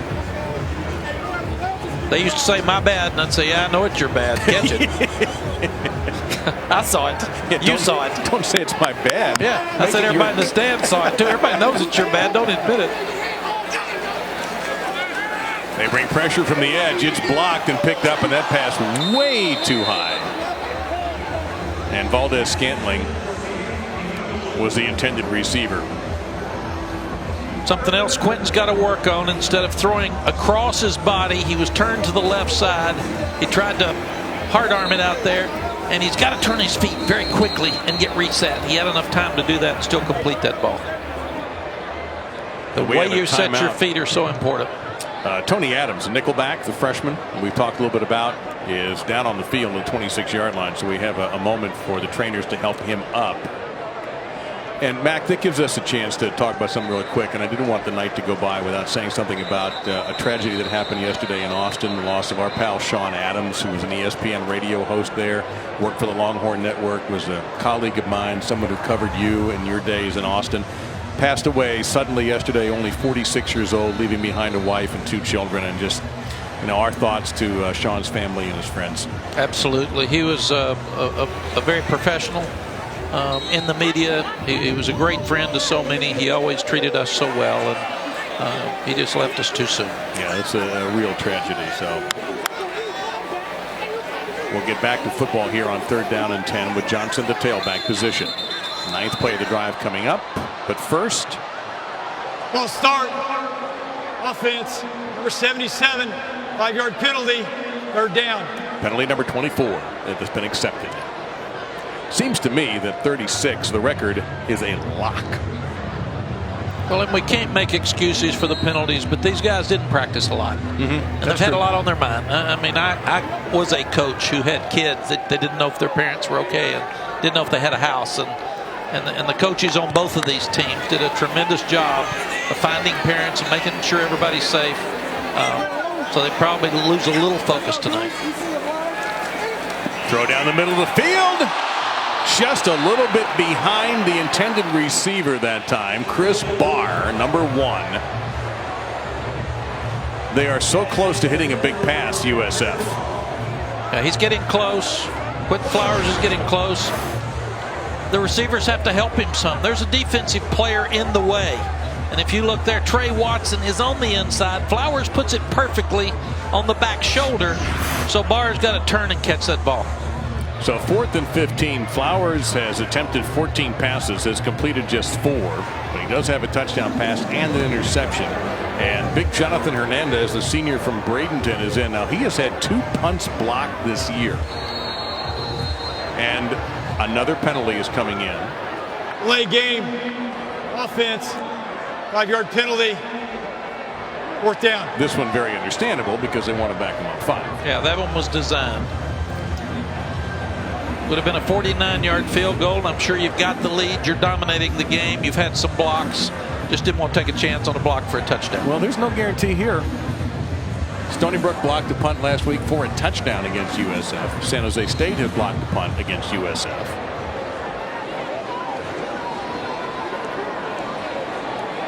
And you've got the fearless Mike Dudek inside the 10. Not a fan of the fair catch.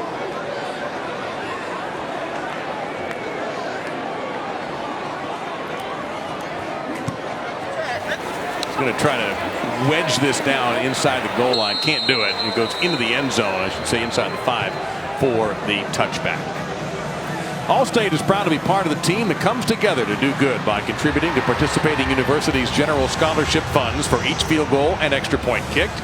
To date, Allstate has contributed millions in scholarship funds. Now, what happens if you have the block and the 2-point conversion? Does Allstate? They should probably put in a couple coins for that too. Easy for me to spend somebody else's money. 3:49 to go. Off the touchback, ball to the 20-yard line on punch. Chase Crouch is the starter, the junior from Newark, Ohio. Now, if you're Coach Strong, you've got to get a stop, get the short field, and try to get points going into half. If you're Illinois, keep the ball, try to take some momentum into half, and you get the ball to start the second half. Crouch in a lot of trouble, slings it, incomplete. Looked like he wanted a screen to Epstein, pressure from Kevin Bronson. You know, it's interesting, Mac, also for USF, we talked about depth. I've mentioned several second and even third string D linemen who have put pressure tonight in for the Bulls. Yeah, the Bulls have good looking depth. They've got great looking linemen. They're a tremendous defense. And I've called plays when theirs look better than mine. And not many things look good when you look at that play. You can't do that one. That one doesn't work. Handoff, Epstein brought down, 24-yard line, gain of 4, 3rd and 6. And Greg Reeves, who received his scholarship this fall after walking on in 2016. He's had a very good start, too, the sophomore from Bradenton. Yeah, this is another very important third down, because if you give the ball back now with 3:27 left, you're probably going to give the Bulls more points.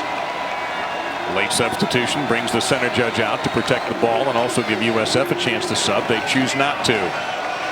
Think they go back to option routes or quicks. Down the seam, and that's going to be a beautiful catch and a first down at the 46-yard line by Lewis Dorsey, the freshman tight end from Jacksonville. They love Lewis Dorsey. Got 6'6", he can run. They lost Eckert last week, but they love Dorsey. And they love him because of his ability to get open and catch the ball, just like we saw there. That's their longest play of the night, 22 yards. Quick throw here and into USF territory. That grab made there by Mike Dudek. Junior from Naperville, Illinois, pushed out of bounds by Wilkins. So Illinois was something going here when they really desperately needed. They're going to keep hitting the quicks, then they're going to go a double move. Look at Dudek, pump it to him, and then try to throw it over the top for the score. Still got plenty of time. Epstein. He's got a little hole. Epstein is quick. Epstein could be gone. Racing for the flag. He'll get there. Touchdown, Illinois.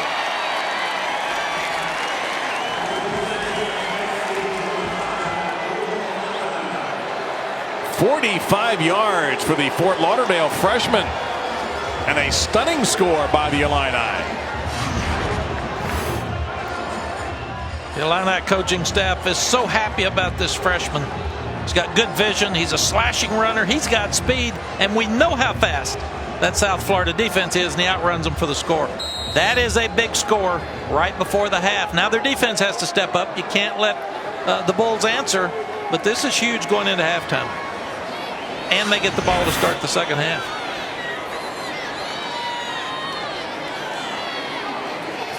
McLaughlin on for the PAT. And suddenly, Illinois, just when things were looking pretty grim for their offense, they hit a couple of big third downs. The pass to Dorsey was a key play on the drive, and it is now 16-9 with 2:18 to go. South Florida just with one timeout, Illinois with two. Let's check in with Jen.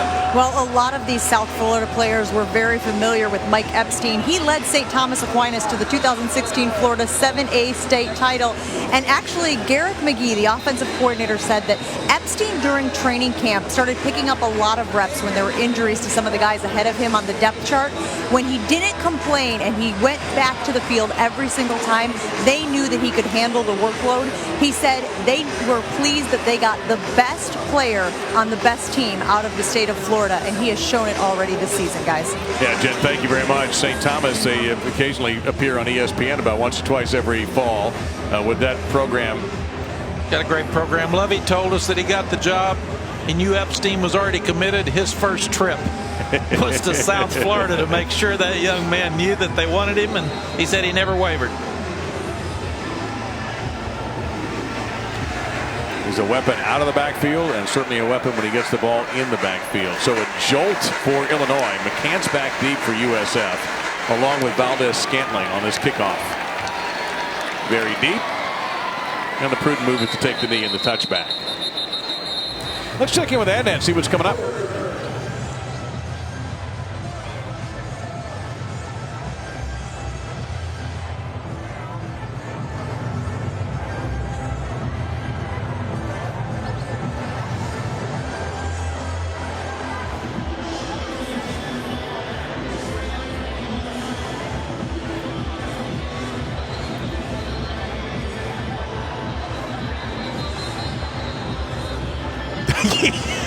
You think?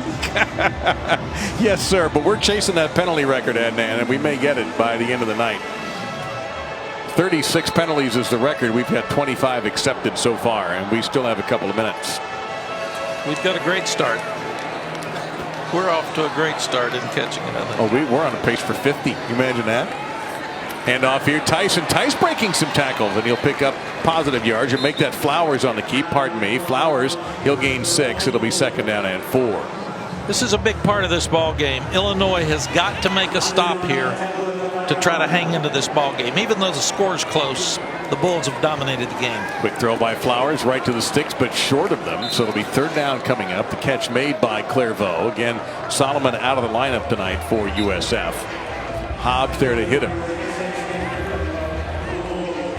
They mark it back to the 33, so they're 2 yards short.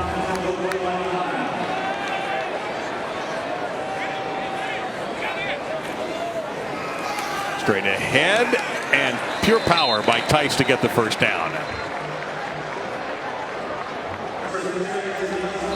South Florida, they lose Marlon Mack last year, and these 2 guys are really good. So it gives them a chance to be physical and run the ball each week. And Marlon Mack now with Indianapolis. Flowers, some sweet moves, but brought down from behind. He'll get a yard. That's going to be it.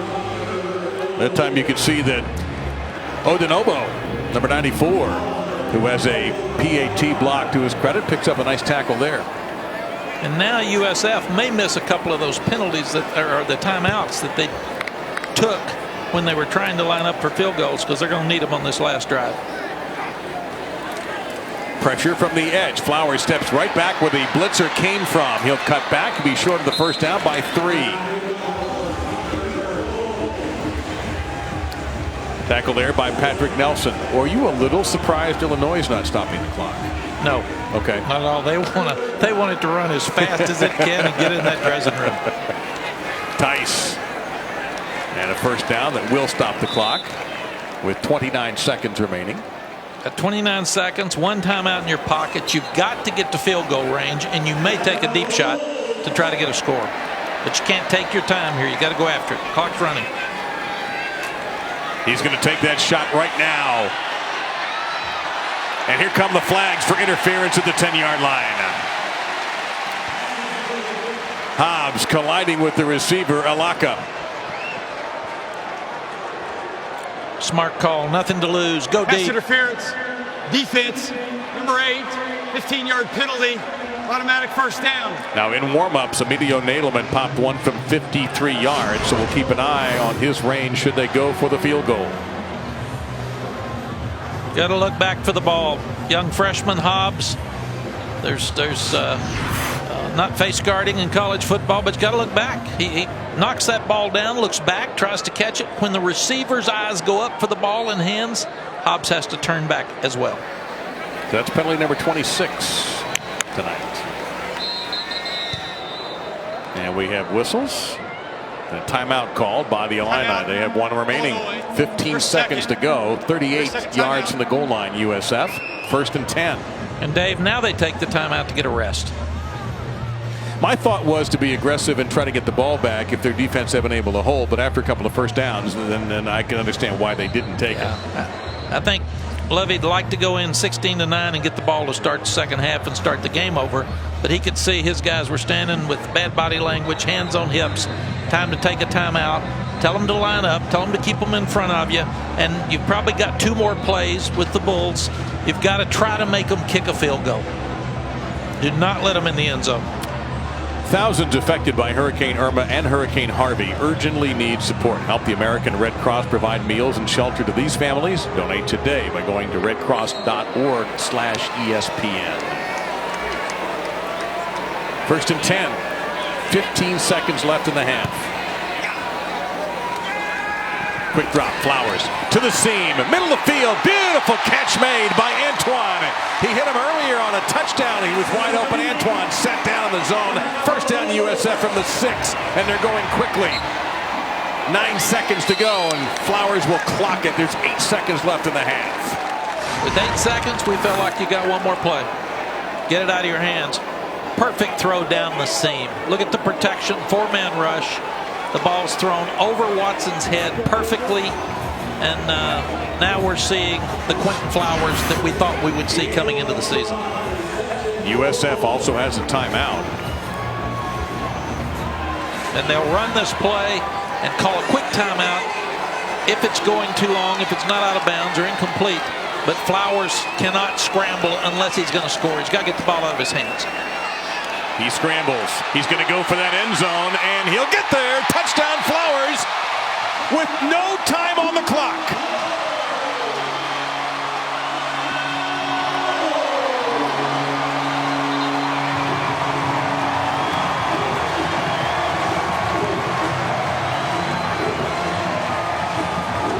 .72 yards for Flowers on the ground and a buzzer beater touchdown right before halftime.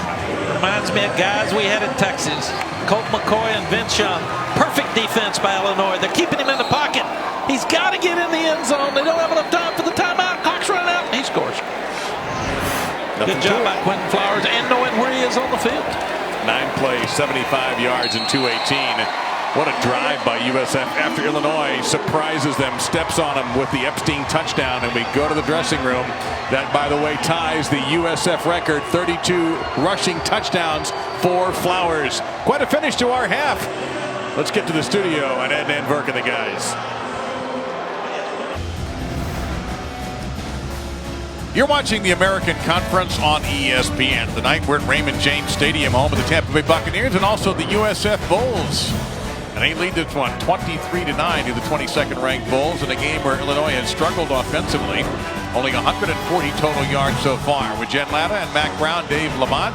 And funny thing is, Mac, 80 of those 140 total yards came on one drive for Illinois, but USF defense has otherwise been strong. No, they've been really strong. They've got to quit having the penalties. They've got to get rid of the special teams mistakes.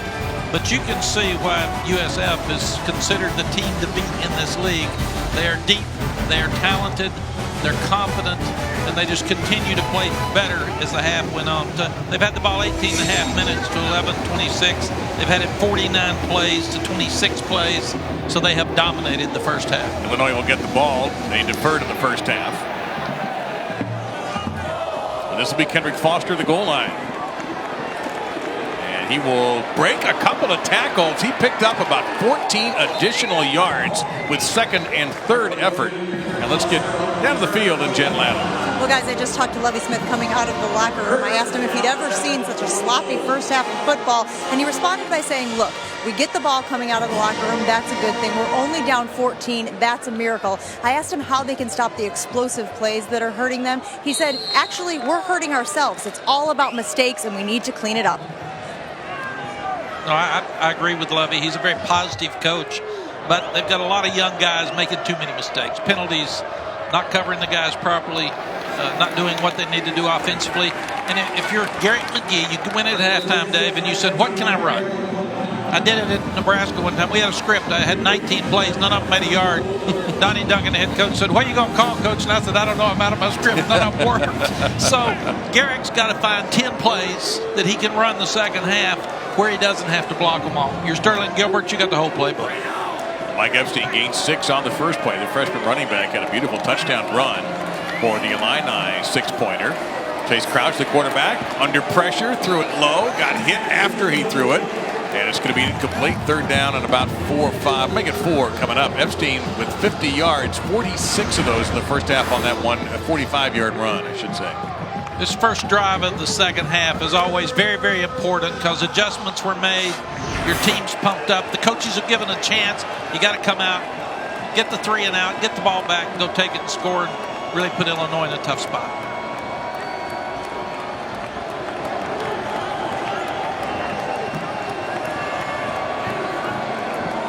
USF rushes 5 at Crouch. He's in trouble and down he goes.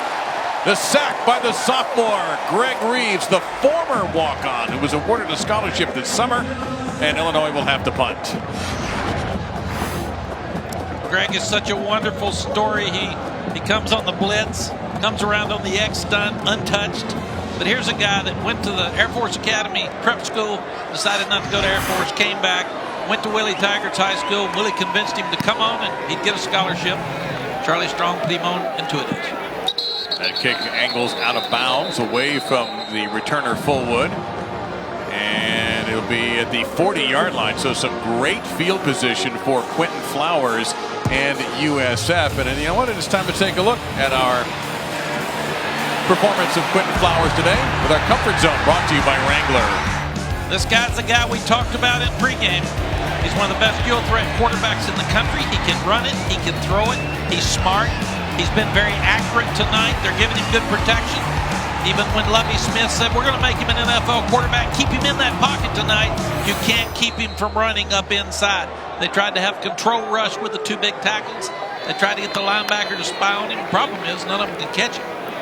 Well, he has tied Marlon Mack for most rushing touchdowns in USF history, and the Bulls will start off on their first play from scrimmage in this half with a 7-yard pickup.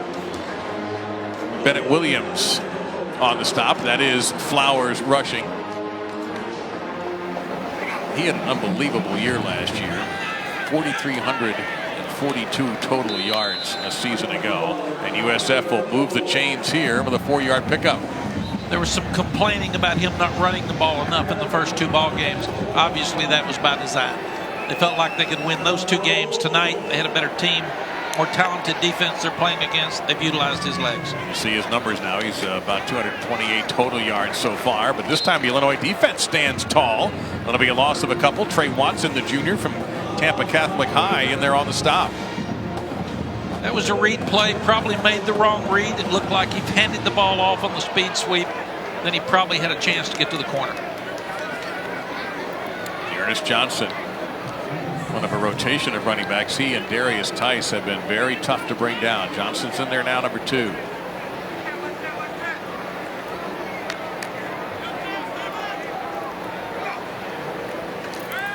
On 2nd and long, Flowers going to take off, and the edge closed down quickly, and he slipped a little bit at the 50, and probably a good thing, because number 6, Tony Adams, the nickelback, was coming in with the intention to harm him.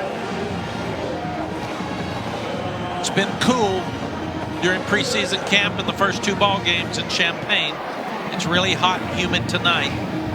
That defense has been out there a lot. You're seeing them move around a little bit slower, hands on hips. Younger guys usually can't play as hard as long as the older guys. So I do think conditioning will be a factor here in the second half.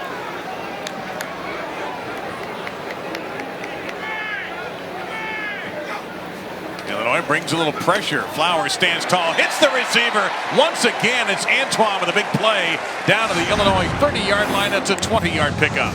Very good pickup. When you look at Johnson, he steps up inside and takes the linebacker. They fanned out to the left side. Really good job of Quentin Flowers getting the ball out of his hands quickly with a perfect strike. Johnson on the handoff, breaks one tackle. 25 Johnson just short of the first down. And first man very hard to bring down. And that is a 9-yard pickup. Finally, Williams in there on the stop. So 2nd down and a yard to go. And play callers dream here at the Illinois 21-yard line. Flowers will keep it, running wide left. Pursuit, can't get to him. It's a first down. Tackle finally made by number 3, Delshon Phillips. And we have an Illinois player still down.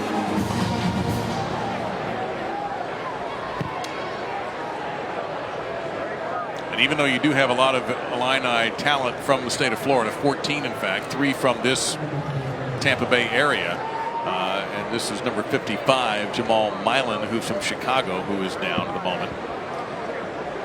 You're right, the air is thick here, and the rain showers don't bring much relief.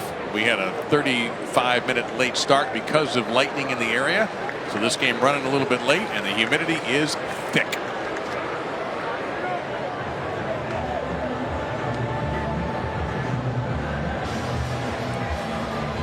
We mentioned the heat and the humidity.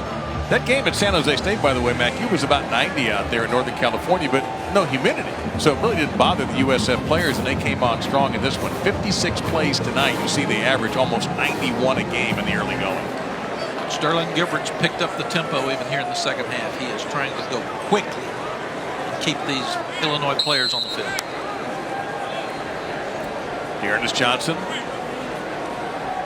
tailback in the slot. We've seen that happen several times tonight for the Bulls. Now they'll check with me, get the call. When they check, Illinois check their defense. Safety moved around there, Williams. They fake the jet sweep. Flowers being chased by Watson, and he slipped again. He seems to have had a little bit of trouble with the turf this evening, the grass, here at Raymond James Stadium. I think he's doing a good job, Dave, but when he sees that he's not going to get anything, he gets down. So I think some of that is probably sliding.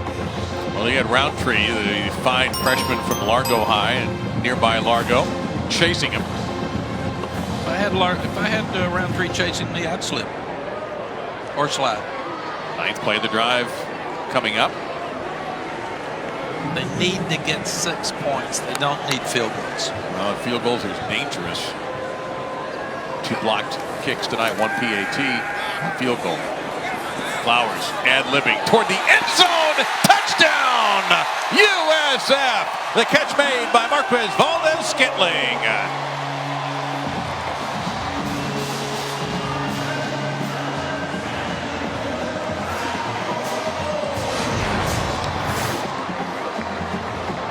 What a pass. Flowers slips out of the pocket to his left, running to his left, makes the perfect strike outside the Scantling. Nobody can get it but Scantling. That's the perfect place to throw the ball. Flowers really poised on that play, too. Stayed calm, found the open man. All the talk about him being uptight about expectations. Doesn't look like he's worried about anything tonight except winning games.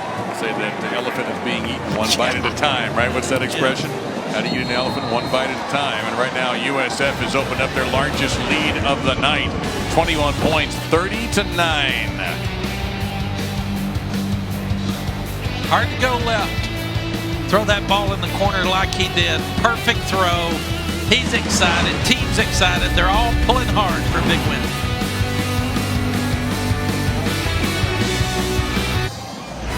ESPN College Football, brought to you by AT&T and Coca-Cola Zero Sugar.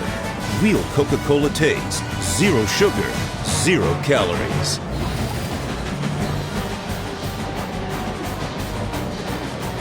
USF in charge of this one, 30-9, with 9:54 remaining in our third quarter, with Jen Latta and Mac Brown, Dave Lamont, and our ESPN crew on a Friday night, and a humid one at Raymond James Stadium. This place is going to be busy. You've got a college football game here with Florida A&M tomorrow night. The Bucks will be here on Sunday against the Chicago Bears. So it's going to be a busy place.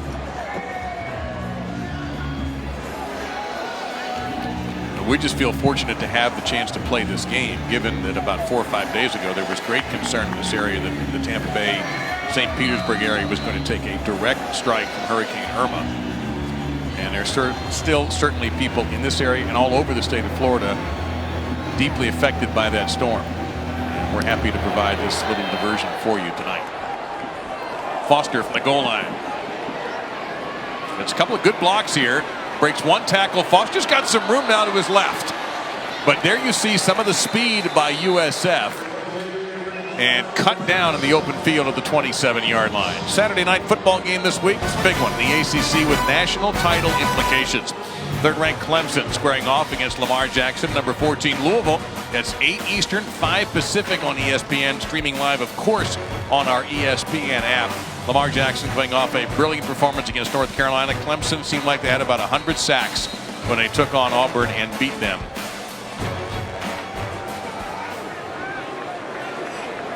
And a change of quarterback for the Illini. Jeff George Jr., son of the former NFL quarterback. And just like Daddy, he comes out flinging it.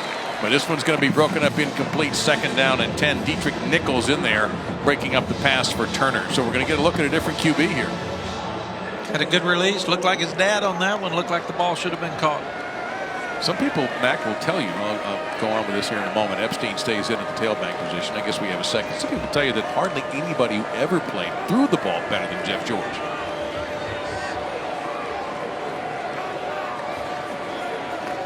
George here steps up, fires again. There's a pocket pass, and it's going to be caught at the 33-yard line. Dudek will bring up 3rd down and 4. Hoggins in there on the stop for the Bulls. So it appears that perhaps the passing game is going to take over here, an attempt to anyway, for Illinois. When Coach McGee said Crouch had only started 3 games. So this would be his 3rd start. He had never started before, so he's really a young player as well. So I'm sure they're still looking at these 2 quarterbacks in quarterback competition.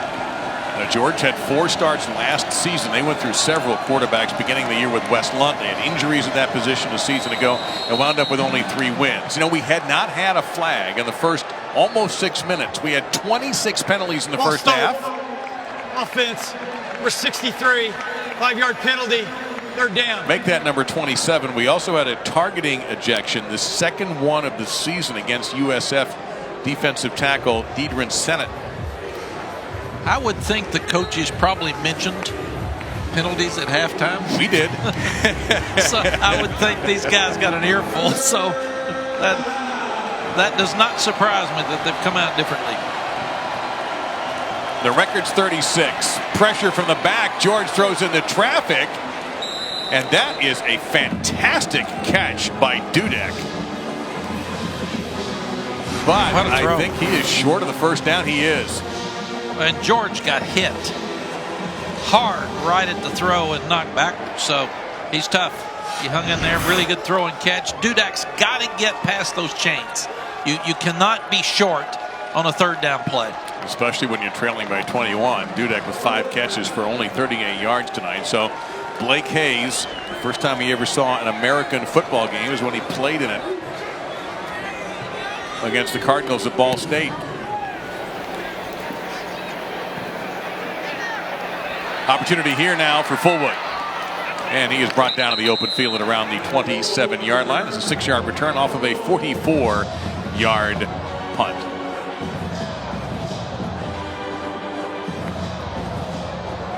And Craig Hubbard is a man who follows recruiting very carefully for us at ESPN, and he has some thoughts about Florida recruiting. South Florida signed a 71st ranked class for 2017, but I anticipate a higher finish for 2018 as Charlie Strong puts together his first full class as head coach of the Bulls. He's an excellent recruiter with strong recruiting roots to the state of Florida. He already has 26 commitments, all but 2 hail from in-state, led by 4-star wide receiver Zion Rowland. Greg, thank you. You know, Mac, when Charlie left the University of Florida, didn't get the head coaching job. He actually was the interim head coach for a bowl game. A lot of folks, Florida fans, were very sad about that, as Tice will battle the 35-yard line, and that is why they were sad. And there are Florida people, and I know quite a few fans, who will tell you that for several years they really missed Charlie Strong's impact. Yes, Charlie tried to recruit the state of Florida when he was at Texas, and that's difficult because you've got all those high school kids in Texas and high school coaches. Personal foul, targeting, defense number 7, plays under further review. Well, that is Stanley Green, a sophomore from East St. Louis. And we will take a look at this because this goes up to the booth for either confirmation or rejection. And that was Tice who took a very hard shot. Well, that one's probably going to stand. I think it stands as well. You can't lead with the point of that helmet. And again, with the rule change in the middle of last season that covers pretty much all of the helmet. He's a young sophomore. It's tough because that's one of the changes. The runner's really low, and you have to come in and tackle him low, and then you hit with the point of the helmet. You're going to be out of there. You can see the coaches are telling him. After review, the ruling of targeting is confirmed. He thinks he's out. Number 7's disqualified for the remainder of the contest. He knew it. 15-yard penalty. You know, we had Sennett who was very emotional about his ejection. Green, this one's a rather matter of fact. It did not take the replay official, Peter Voss, very long to confirm that call. So we've had 2 players ejected now for Green. Because he was ejected in the second half, he must miss the first half of Illinois' next game. And the Illini will have a week off, and then they will host Nebraska on the 29th in Champaign. And they will be in the Big Ten the rest of the way. Sennett, because he was ejected in the first half, is only out for the remainder of this game. And he is eligible when USF comes back to play. And they have a rugged Temple team coming down here on the 21st. And as good as Sinnott is, he may be the best player on their defense. We haven't missed him that much. So they've got great depth on this defense at USF. Well, Willie Taggart did not leave a lot of gaps when he left and went to Oregon. He had done a terrific job in this program. And Charlie Strong walked into a very nice situation. Flowers, little screen pass out here to Antoine. And Illinois read it well, but Antoine is going to make a little positive out of what could have been a big negative. He'll pick up a couple there. It'll be 2nd down and 8. Of course, Willie Taggart now at Oregon. They had a nice win the other day. Really down did. Nebraska, yep. Got out early. Nebraska came back on them, but they hung in there to win.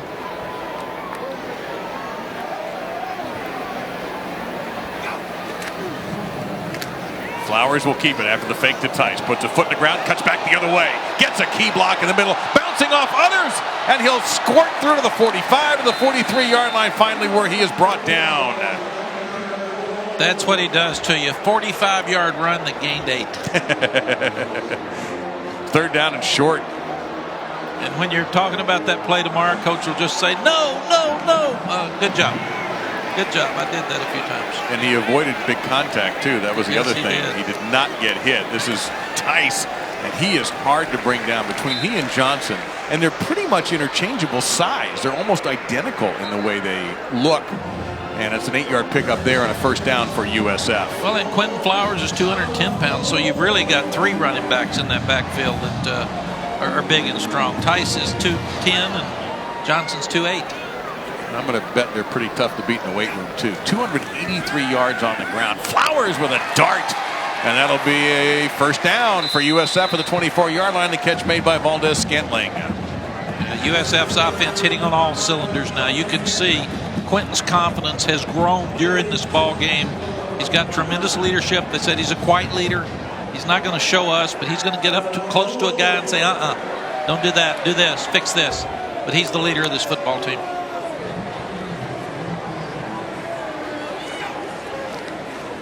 They'll keep it. Again, you can see thinking on the run is Flowers, making these some sweet moves in traffic. Julian Jones on the stop. That's a 4-yard pickup. And now if you're Sterling Gilbert, you start wondering how long you're going to leave Quentin in and how much you're going to run him. Well, 21 times already, Mac. 96 yards. He actually did not get to the 20-yard line. He's a couple bit short of that. Now they'll get inside the 20-yard line with Dearness Johnson.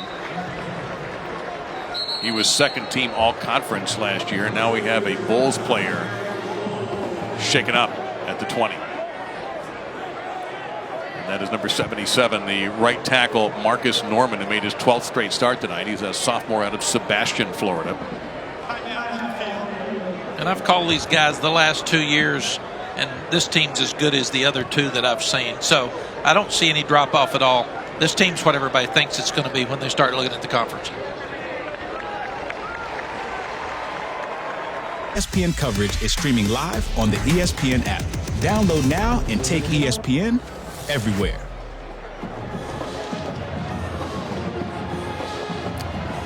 .520 remaining in our 3rd quarter, and USF in a great position here. 30-9 they lead out of the Big Ten. The Illinois Fighting Illini. Quentin Flowers has really picked it up in this game. As Mac mentioned, answering a lot of questions with this performance tonight. If anybody had any doubts about this senior from Jackson High in Miami.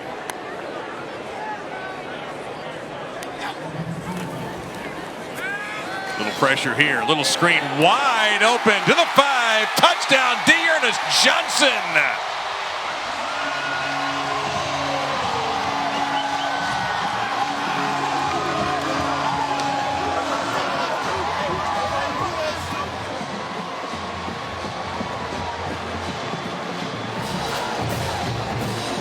And South Florida has got this game firmly in their pocket.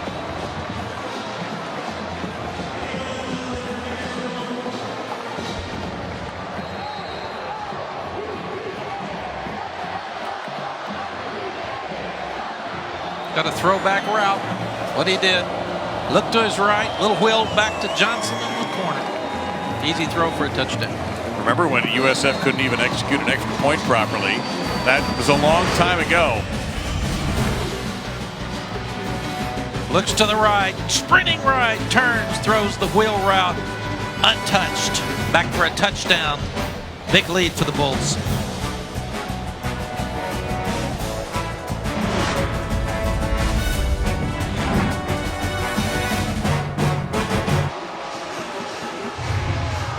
So USF has really flexed its muscle and asserted itself in a game that has quieted down. On the 26 penalties we had in the first half, we've had only a small handful.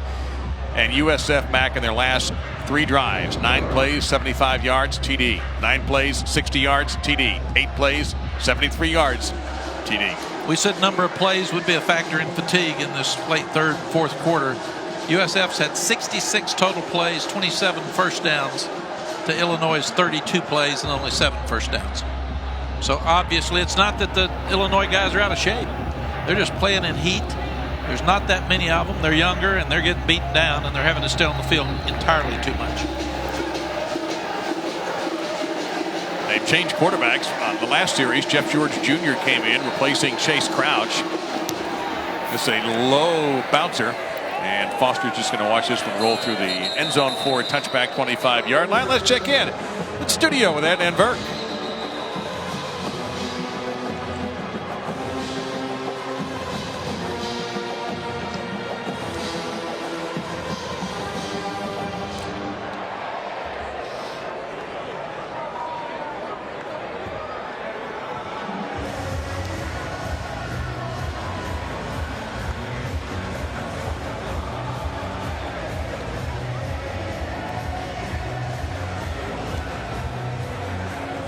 All right, and Ed, thank you very much. And also don't forget, we've got UTEP in Arizona following us. And if you have the ESPN app, you can follow along with that. It is Friday night. A few folks might be running around having a good time. But you always got to check on your teams and your scores. George throwing into the pressure and bounced incomplete. And USF has had a really strong performance from whomever they put in a defensive line tonight, Mac. We've talked a couple of times about they've gone 2-3 deep, and those players have been effective as well as the frontliners. Yeah, when they all look alike, you know it's a good thing. You can't. They've got different names, but they all look tall and long, and they're playing really hard and playing with confidence. And fast. They are fast. George has some time here, fires it over to that's Turner, who had a first down and ran out of it. The spot from the official at the top on the far sideline is just short of the first down. Turner had the first when he caught the football. Yeah, Malik's a senior. Come on, Malik. You know where that stick is. You've got the first. Right now you're trying to make first downs and stay on the field. Don't turn and lose yards.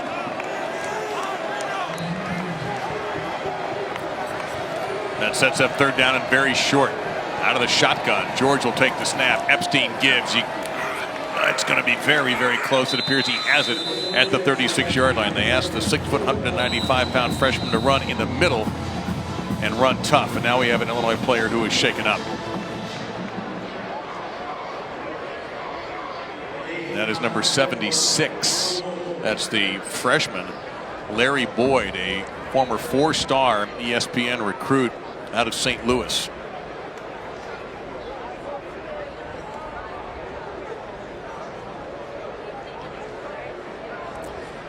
While they look at him, there's an interesting little family dynamic going on tonight. Devin Abraham is a safety for USF. We've talked about him a little bit, a senior out of Tarpon Springs. On the other sideline is his dad, who is a coach for Illinois.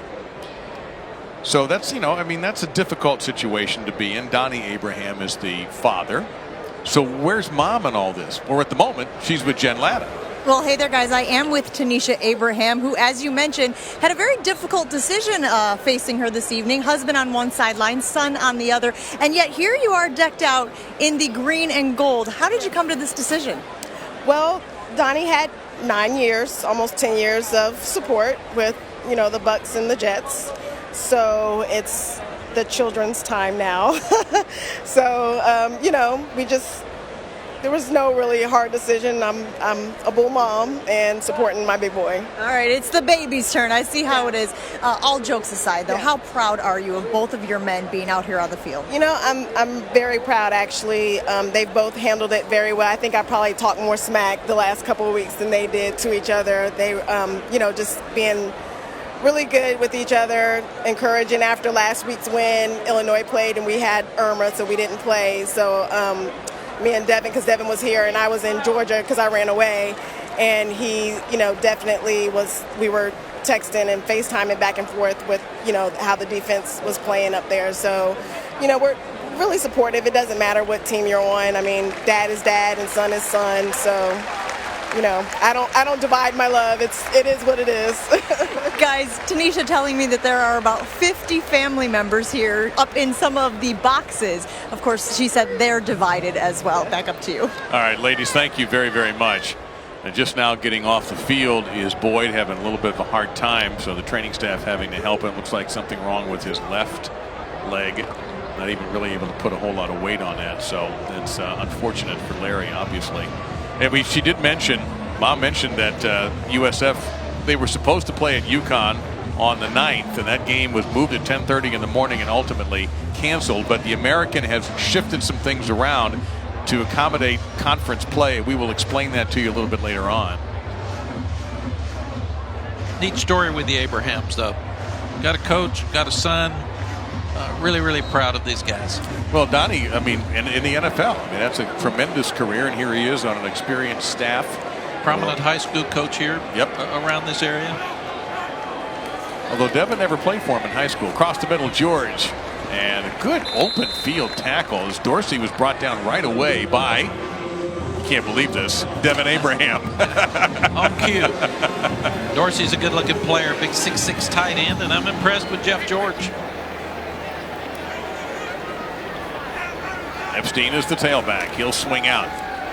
George, middle of the field, in traffic. That's going to be incomplete. It'll be broken up, trying to get it into Dorsey again, who's an inviting target. That's a prototypical modern tight end physique he has right there. Yeah, I think he's going to be a big timer. He's got to learn to block better. He's out of Jacksonville, Florida, but it's 6'6", 225, and he's a really good route runner. It's easy to throw the ball up to him high. 3rd and 3. They need to stay on the field. They've got man coverage outside, so they're taking away all the quicks. They're going to make him throw the ball down the field or have screen or draw. They keep the back end to block, and once again going into traffic, trying to squeeze that into Ricky Smalling, and the defense is there to break it up. Dietrich Nichols around the football as he so often is. Mozzie Wilkins as well. So it's going to be punting time once again for the freshman from Australia, Blake Hayes. Nichols is so impressive. You can see why he's a leader on this football team.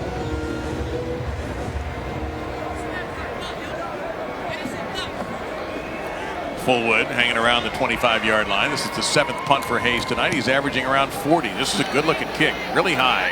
Driving Fullwood back to the 13-yard line. He'll run out of bounds with it. So that's where USF will take over, but they are firmly in command of this game, 37-9. Tomorrow at 7 Eastern on ESPN, it's the first big test for two good-looking SEC teams. Number 12 LSU and their stingy defense facing quarterback Nick Fitzgerald and the Mississippi State Bulldogs. That'll be in Starkville. You can catch this one streaming live on the ESPN app as well as your local tavern or your home. Last time LSU was in Starkville, it ended up 21-19, so better look out. Well, that's a tough place to play. It is a really tough place to play. Yeah, that could be a good one. Got a lot of great games tomorrow, but that's one that people ought to keep their eyes on. Clemson, Louisville being another one.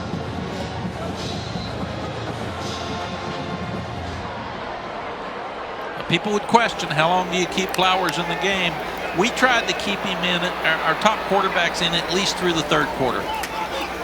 Which is running out, about 3.5 minutes to go. And Trayvon Sands, a sophomore from Miami, gets a carry there. Let's go into Adnan Burke in studio. Adnan?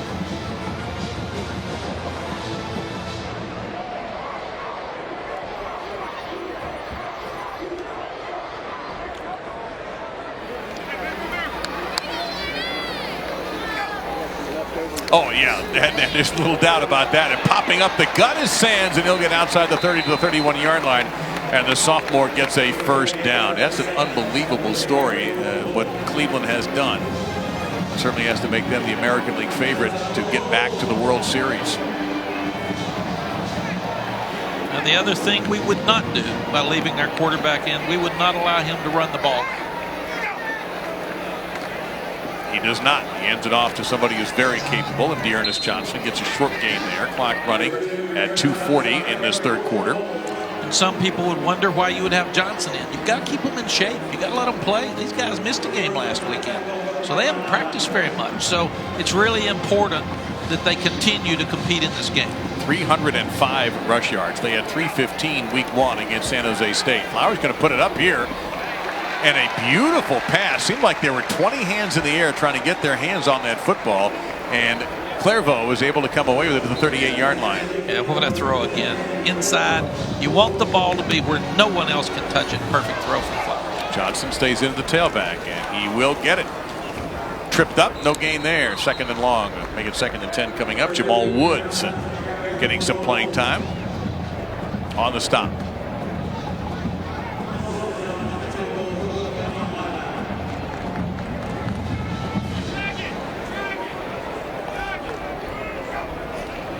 Low snap, handled well by Flowers.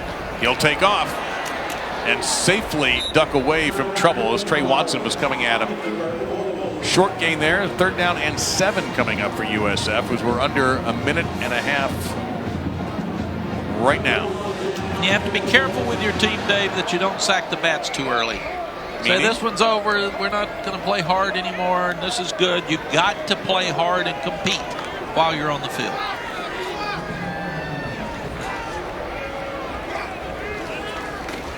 Flowers, he's got some room here, and he should get the first down and a lot more. He can go down whenever he feels like it, and he did there, taking himself down at the Illinois 47-yard line.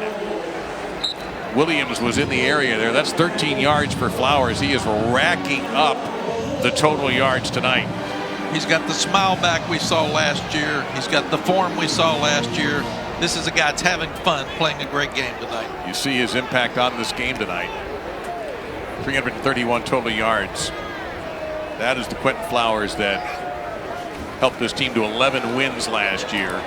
And now on the jet sweep down to the 30-yard line. Big chunks of yards for Tyree McCants. We haven't mentioned McCants that much tonight. And now we have a USF player who is down at the 35. Number 55, 10-yard penalty, first down. I think that's penalty number 29. We are 7 shy of tying the NCAA record Officials for penalties. timeout. Injured offensive player.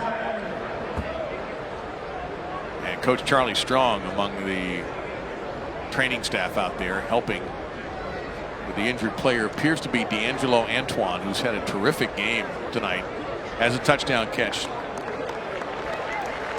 And as a head coach, you want to go out and make sure he's okay.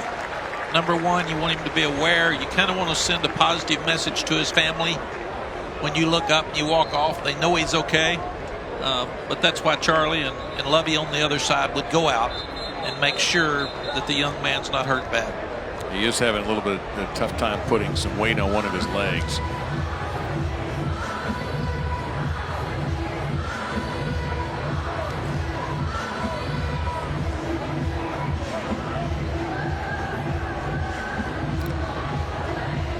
So Antoine, sophomore out of Orlando. Hopefully that is not a lingering injury for him. He's made some good plays tonight. Oh, he's had a terrific, could have been a major target for Flowers on 2 big plays. So the penalty shoves it back to the USF 43-yard line. Delayed handoff, Johnson to midfield, hit from behind. But he got the penalty yardage back to the 47-yard line. And Christian Abercrombie, a redshirt freshman from Atlanta. Mac, what about this plan? I guess you know what? We're running out of time here in the third quarter. But I'll ask you when we come back about Lovie Smith's plan. He's gone young this year. And I want to get your thoughts on how that may bode well or not so well for the Illini in the future. But we are finished with 3 quarters here in Tampa. And USF ranked 22nd, leading by 28 over the Illini with 1 quarter remaining on an ESPN Football Friday night.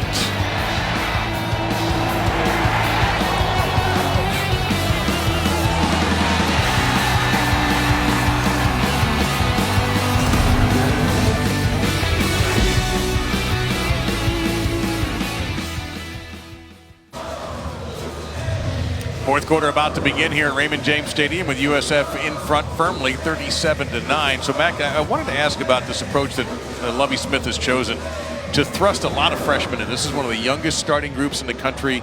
Almost no one, I think it's only one other school that's played as many or more freshmen so far than Illinois. What do you think of the plan? I think it's exactly what Lovie should do. It's what I did at North Carolina. We were 1-10 the first year. I promised everybody we'd win at least twice as many the next year, and we didn't. We were 1-10 the second year, so it was I lied. So you didn't go backwards, though. I didn't go backwards. We just did the same. And that's broken up inside the 10-yard line. A deep shot taken there by USF. A bold throw. Trying to get it to Valdez-Scantling, covered by Cameron Watkins. Yeah, you're playing man coverage. It limits your throws, so you got to take some deep shots. And I don't feel like that's running up the score at all. That's who you are. If you got your players out there, you got to play. And if he changes quarterbacks, he'll still have to do the same thing. But I played the young guys. It's what we did. If a senior was playing well, it was good. But North Carolina had struggled when I came in. Illinois struggled when Lovie came in. They're 3-9 last year. So he's got to put the best players on the field. It helps him recruit. They've got so many years of NFL experience on their staff. They've got great college coaches on their staff. They're stern teachers. But they've got some really good young players. Tonight they're just outmatched. But I think this is his chance to get better. Maybe not this year. You're going to take your hits. But 3 years from now, 2 years from now, these guys grow up. He's got a chance to be good. Flowers on the draw play, and he gets swallowed up. Don't know. He has a couple of receivers who were going deep down the field. If that was Flowers' intention to get sacked, but Harding and Oliver in there. We talk about youth. Oliver is sophomore. Dele Harding, a sophomore, in there to combine on the stop. That brings out the punter, Jonathan Hernandez. But I wonder if having your quarterback sacked when you're up by 28 points might prompt a change in quarterbacks for USF. Yeah, I would. This is when you take him out, you pat him on the back, say good job, and tell him to help the young one. You've got Brian Keene that's going to come in at some point here, and he's the future guy, so you need to get him some work and some reps. And normally you wouldn't take your starting quarterback out in the middle of a drive. Oh, that's almost a miraculous play by special teams, but it's going to be a touchback. And Sands was the one who sprinted down to try to get to that, but could not. Here's our college football look ahead, brought to you by Xfinity X1. Coming up, Arizona UTEP. That's next on ESPN. Arizona's won a dozen in a row against the Miners. Colorado State and #1 Alabama on ESPN2 Saturday at 7. And Alabama has been dominant versus unranked opponents. And Ole Miss and Cal, don't sleep on this one, okay? 10:30 Eastern on ESPN. Shea Patterson is off to a fantastic start. So our friend Adam, wait a minute, Mac, what is Adam doing to you here? You guys worked together last year, and look at what he's doing to us. I've always said Adam's the hardest worker I've ever known. I guess he just worn out. Yeah, maybe that's it. He said he's resting his eyes. Down the middle of the field, a 45, 50-yard line, and into USF territory. The catch made by Lewis Dorsey, and we have behind the play a USF player who was injured at the 13-yard line. Well, we've talked a lot about Dorsey. 6'6", can run, good athlete. I'm very impressed with Jeff George's passing. He's been very accurate. There was a bust in the secondary from the Bulls, and this guy's going to be really good. Now, what Lovie's working on now with Garrett McGee is they're working on the future. Right. They're not going to win this football game, but they are working on the future. That's Mozzie Wilkins, a junior from here in Tampa, who's being looked at by the training staff.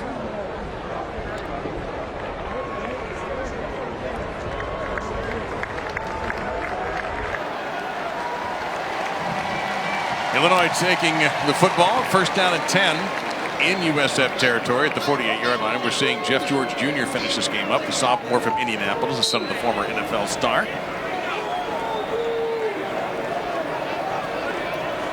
Rayvon Bonner, number 21, is in the tailback position. George will fling it again. And that's going to be first down and a little bit more as Dudek dances down the sideline and is in. Touchdown, Illini. Mike Dudek. Absolute tightrope walk down the sideline.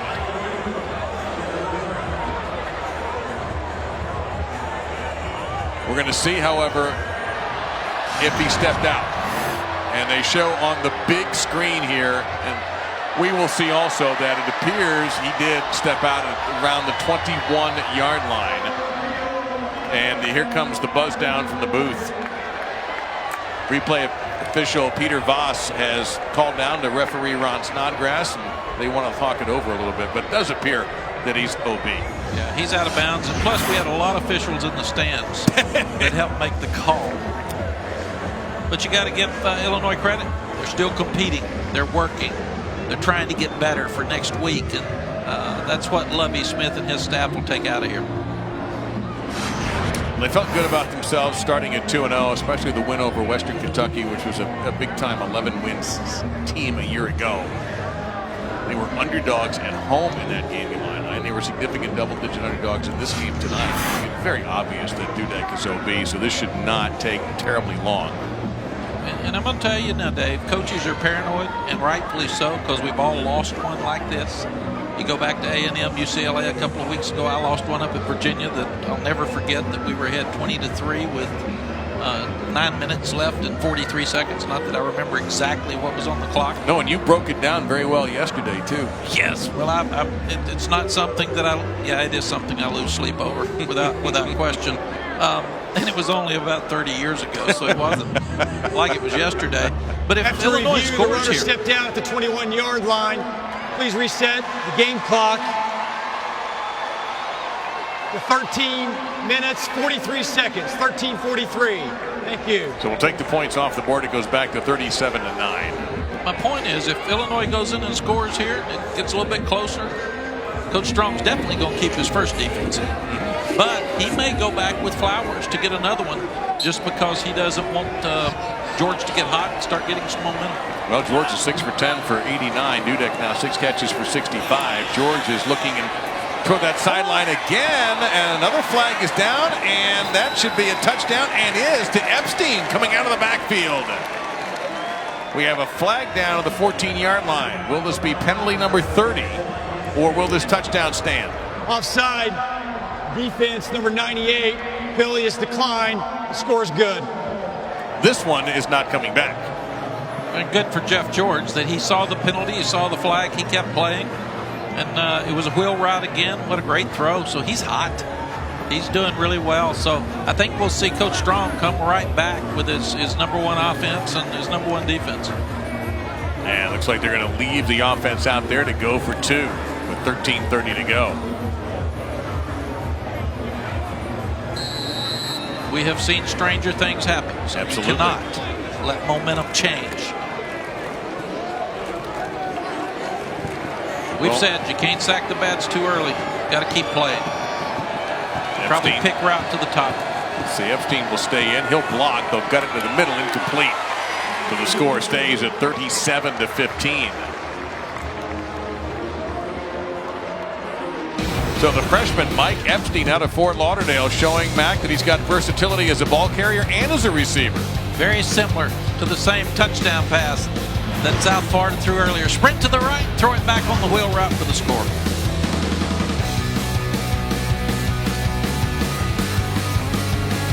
ESPN College Football, brought to you by Allstate, official protector of college football fans.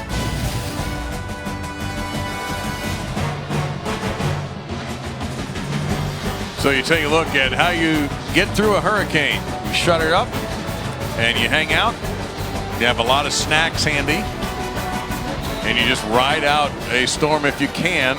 There's also, by the way, nothing wrong with active fleeing also to get away from the impact of a major hurricane. Well, South Florida has done it again. They have added to their nation's longest active streak of 30 points or more to 20 now with the 37-point performance tonight. But I'll promise you that Coach Strong's not happy with that last score. He is not happy. The defense in a game like this where it was basically over has to shut the Illinois offense down, and then you can play a lot of guys. And now you start letting them get back in the game. You got to go play. How much has Jeff George Jr.'s appearance in this game, the way he plays, changed the way Illinois is playing? Playing with a lot more confidence. And he's come in and established himself here as a guy that's got a chance to be really good. He hasn't missed many throws.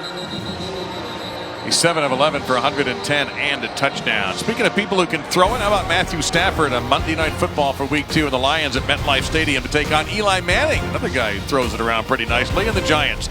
Our coverage begins with Monday Night Countdown, served by Applebee's at 6 Eastern on ESPN. And, of course, the game is available on ESPN2 in Spanish and on the app. We worked really hard to sign both of those guys, and that's another reason I'm in TV. One went to Ole Miss and one went to Georgia. So, well, did you try to get this guy, Jason Pierre-Paul, because he worked out pretty well? He worked out pretty well. I didn't know about him. I can't take everybody for messing that one up. 50 career sacks, Super Bowl ring, and of course he had a monstrous year in 2011.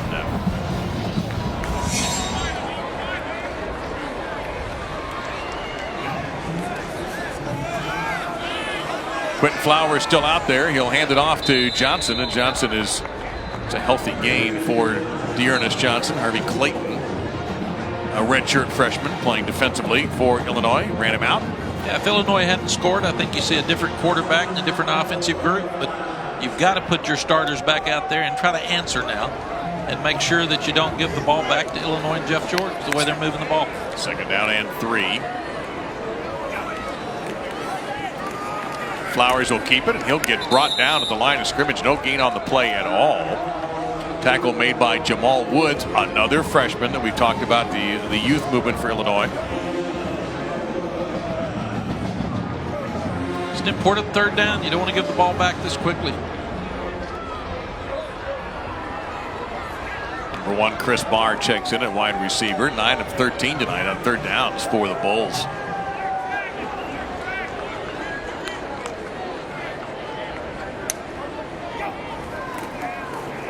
Flowers, quick throw, dart, beautifully done. That is Valdez-Scantling. He breaks free and is brought down by the number at the 40-yard line. A touchdown, a saving tackle by Evan Jones, a 25-yard gain. Really good protection. Great job by Quentin Flowers, standing in the pocket, throws a strike on the slant. And off. This is Johnson for 5 to the 35-yard line.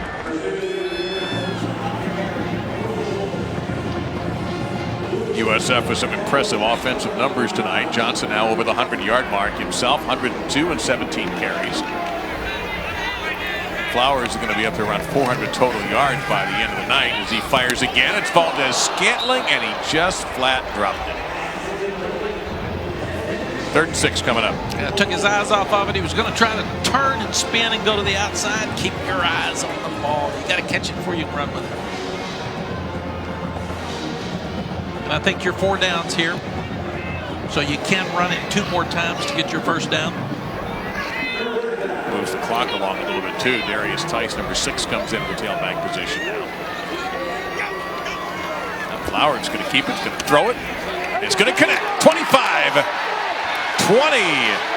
Flag coming in.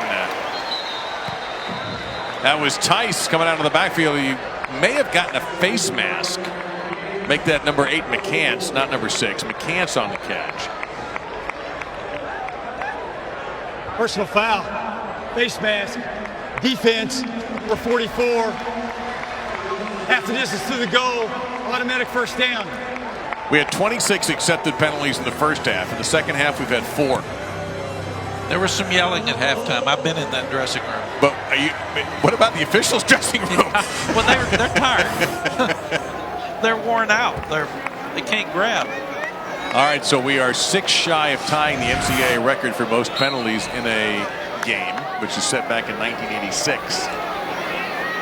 DeGroot, another freshman. Keep your hands out of that face mask.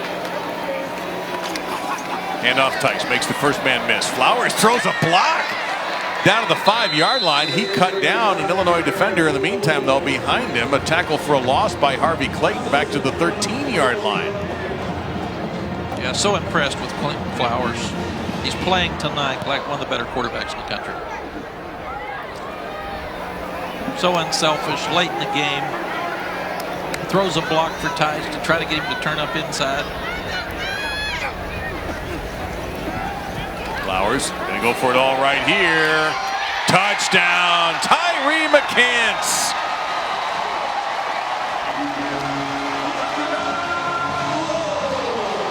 43-15 USF. 5 touchdowns accounted for by Flowers tonight. 4 in the air, 1 on the ground.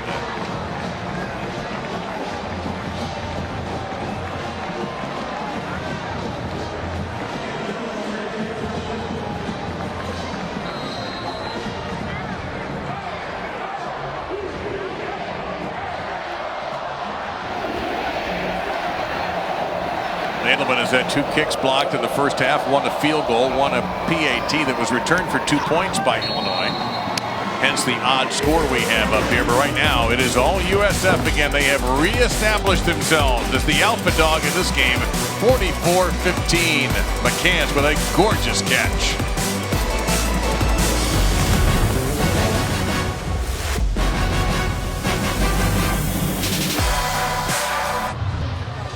Quinton Flowers on the evening, 280 passing yards, 4 touchdowns, 1 interception, 106 rushing yards, and a touchdown. And South Florida with another very impressive overall offensive performance. 44-15, they lead the Illini. 613 yards for the Bulls, 250 yards for Illinois. We have 10:47 remaining. This game was delayed about 35 minutes due to lightning in the area. Really strange scene, to be honest with you, because we knew the game was going to be starting late. We had told that, and the band was still on the field. Cheerleaders are still out there, and they finally hustled them off, and the referees, the officiating crew was out there. It was the most casual lightning delay I've ever seen, especially in Florida, where lightning is a way of life here. They got everybody off the field, and then everybody back out to warm up for a little bit, and it led to finally, once we got going, Quinton Flowers has become the quarterback tonight that we expected all season. Of course, we were only 3 games in. Well, it's late in the game. Here's a guy that's a senior that's up for the Heisman Trophy. Most likely he's trying to get to the NFL. He's not worried about his body. He's a lead blocker, goes downfield. Now, I'm not sure that Coach Strong's very happy about that. Then he comes back and has the perfect back shoulder throw to McCants. Really impressed with McCants. But this quarterback has got a chance to lead his team to that undefeated season that everybody's talking about. We talked about it earlier in the broadcast about leadership, though, in Flowers, and he's not a guy who's going to stand in the locker room and jump on a table and yell at everybody, but that's the leadership. That's going to resonate with his teammates. George, he wants to go deep. Looks like he got hit as he threw that football, and it came out a little awkwardly, so it'll be 2nd down and 10. And yes, that is Jeff George Jr., the sophomore. Played a little bit last year for Lovie Smith. Well, I'm very impressed, too, that Quinton Flowers, when people have dropped balls and they had all the penalties, he didn't lose his composure and start screaming at everybody. He was the settling factor to say, we're fine, settle down and play. Now, if you're Charlie Strong, you expect this defense to shut it down. Do not let Illinois take it down for another score. And the Bulls have been able to rotate a lot of defensive players in this game, too. They've got a lot of good ones, and there's a big hit right away. Maybe a yard gain by Jawan Brown, another 3rd stringer, a junior from here in Tampa, getting a chance to play. That's what happens. These guys are fresh. They're excited. They don't get to play a whole lot, so they need to do their job. If you want to play more, make plays like that. That was actually Rayvon Bonner that got brought down instead of Epstein, but Bonner getting an opportunity also as a freshman running back out of Cincinnati.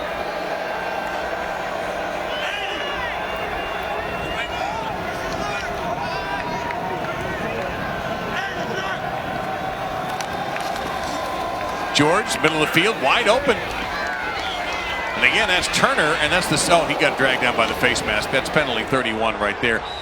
Turner again going backwards after catching the football, and we're going to get 15 yards in favor of Illinois right there off the face mask. Personal foul, face mask, defense number 19, 15-yard penalty, automatic 1st down. That's Hoggins who got caught, and this is an obvious one.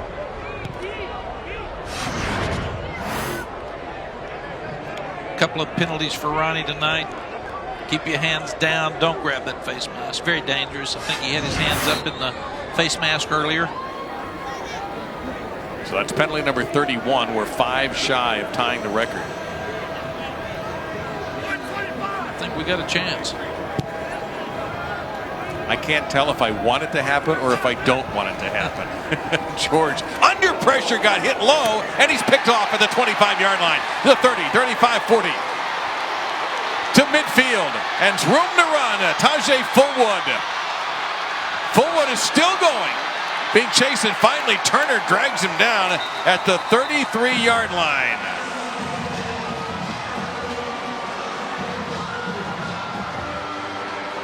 And George was under a lot of heat when he threw that football. Well, for all those linemen out there, it was the pressure that made the throw poorly. And Thomas came after him and hit the quarterback right as he was throwing it. So the blitz is what made it happen. Fullwood catches it, runs it back, looks like he has a chance to score. You got to give Turner credit. Here's a senior that runs him down. And Turner did not give up on the play. And now Coach Brian Jean-Marie can brag on his defense and say, that's what I want. Shut this thing down, get the game over. And now we see the arrival of the sophomore from Lakewood, Ohio, Brett Keene, at quarterback, number 7 for USF. He's had limited duty so far this season. He'll get a chance to play over the last 9:20. They run jet sweep here with Tice. Tice gets down the field, and he should have a first down for USF. Well, and you'll want to keep your starters in with Keene because you want him to have some success, because he's your guy. We were at Temple last year, and Flowers went down, and Keene had to come in down around the goal line and try to pull the game out at the end. So it's really important that he not only has snaps tonight, but very positive snaps. He'll hand it off again to the 15. Down to the 10 goes Tice. He's just about a yard shy of a first down. Tice got through 4 games last season, broke an ankle, ended up taking a medical red shirt. So he is a senior out of Northwestern High in Miami. He has 105 yards. He'll take a break.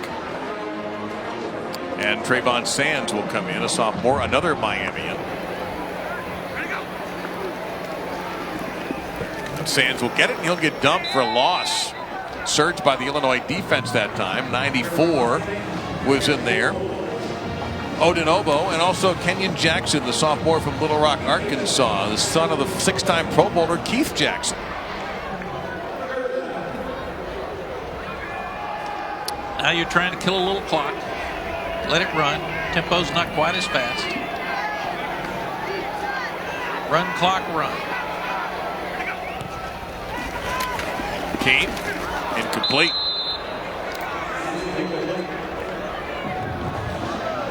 Trying to get it into Clairvaux. Timing just a tiny bit off on that. It's now 4th down and about 3. And here comes the field goal unit. That'll bring out Emilio Nadelman, the senior from Miami. And that's more out of the respect that Charlie Strong has for Lovie Smith. Not trying to make a 4th down and 3 down at the end here. Kick your field goal. People would say, that's running up. You should just go for it. Well, if you go for it and score, it's a whole lot worse than kicking the field goal. So, plus you're letting that clock run. Down to 3, down to 2, down to 1. They get it off just in time. And it's good from 29 out for Emilio Nadelman. USF 47, Illinois 15. Lamar Jackson's the best player in college football. Case closed. Lamar Jackson lunges and scores. Lamar Jackson, oh my goodness, what a pass! The kid is ridiculous.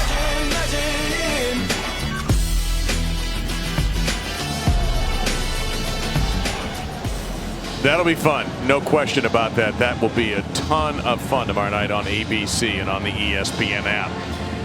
This is the first time, the second time in history, the first time since last season that USF now has 3 100-yard rushers in a game. Did it last year against the Naval Academy in 2016, but big performance tonight for USF on the ground. I was here for that game. Well, I had Navy week 1. They looked pretty solid against Florida Atlantic, so we'll see how they do. Down to the 20-yard line. That's where Jeff George Jr. will bring them out for their series.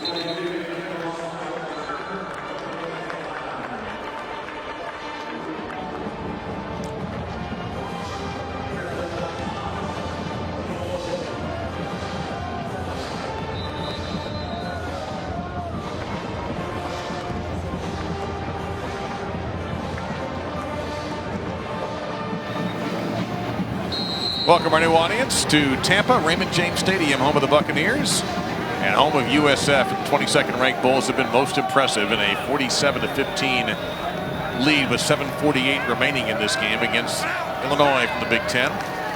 Along with Jen Latta and Mac Brown, I'm Dave Lamont. That's going to be an incomplete pass on a shovel for the freshman Mike Epstein. This game was 23-9 at the half, and Illinois has just been overwhelmed by a team that is, after two fairly sluggish appearances, Mac, looks like they have reached much closer than what we expected. You know, they didn't know anything about the first two opponents. They weren't big-time names. This is a Big Ten team. They've never beaten a Big Ten team.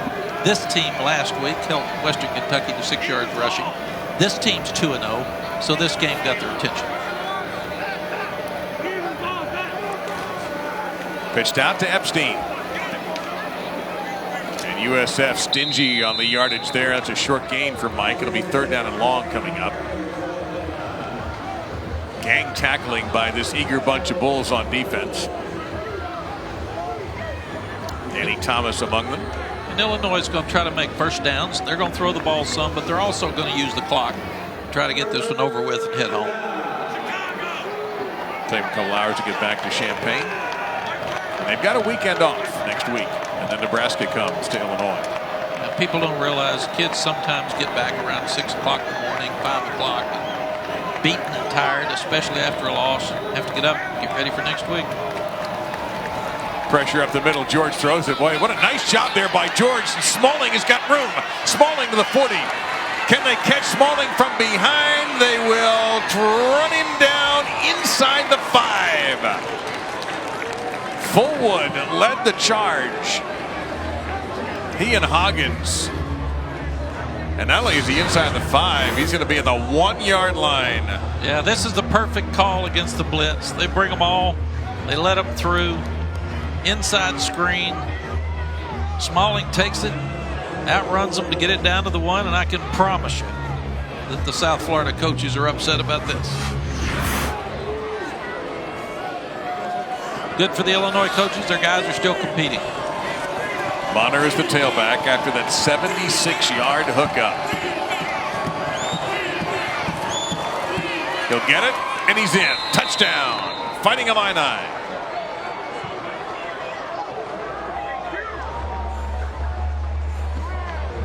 We'll see if they decide to go for 1 or 2 here. They went for 2 last time. It was incomplete. Well, what an answer for Illinois. Their coaches can go into the dressing room now with this offense and say, really struggled early, but you guys kept fighting. This is a really good defense. They had the first guys out there, and this is something that we can really build on for the rest of the season. George, coming on in relief of the starter, Chase Crouch, is now 9 for 16, 197 yards. He's been picked. He's also thrown a touchdown pass, and he will try again for a 2-point conversion.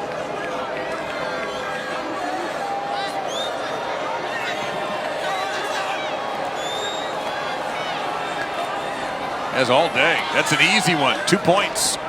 Dudek worked himself open a couple of yards deep into the end zone. It's 47-23 with 6:13 remaining.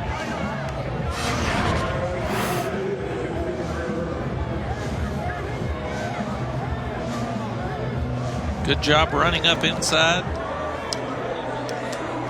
2-point play. They've got the crossing route. You got 2 guys crossing, 1 shallow, 1 deep. You got Dorsey deep.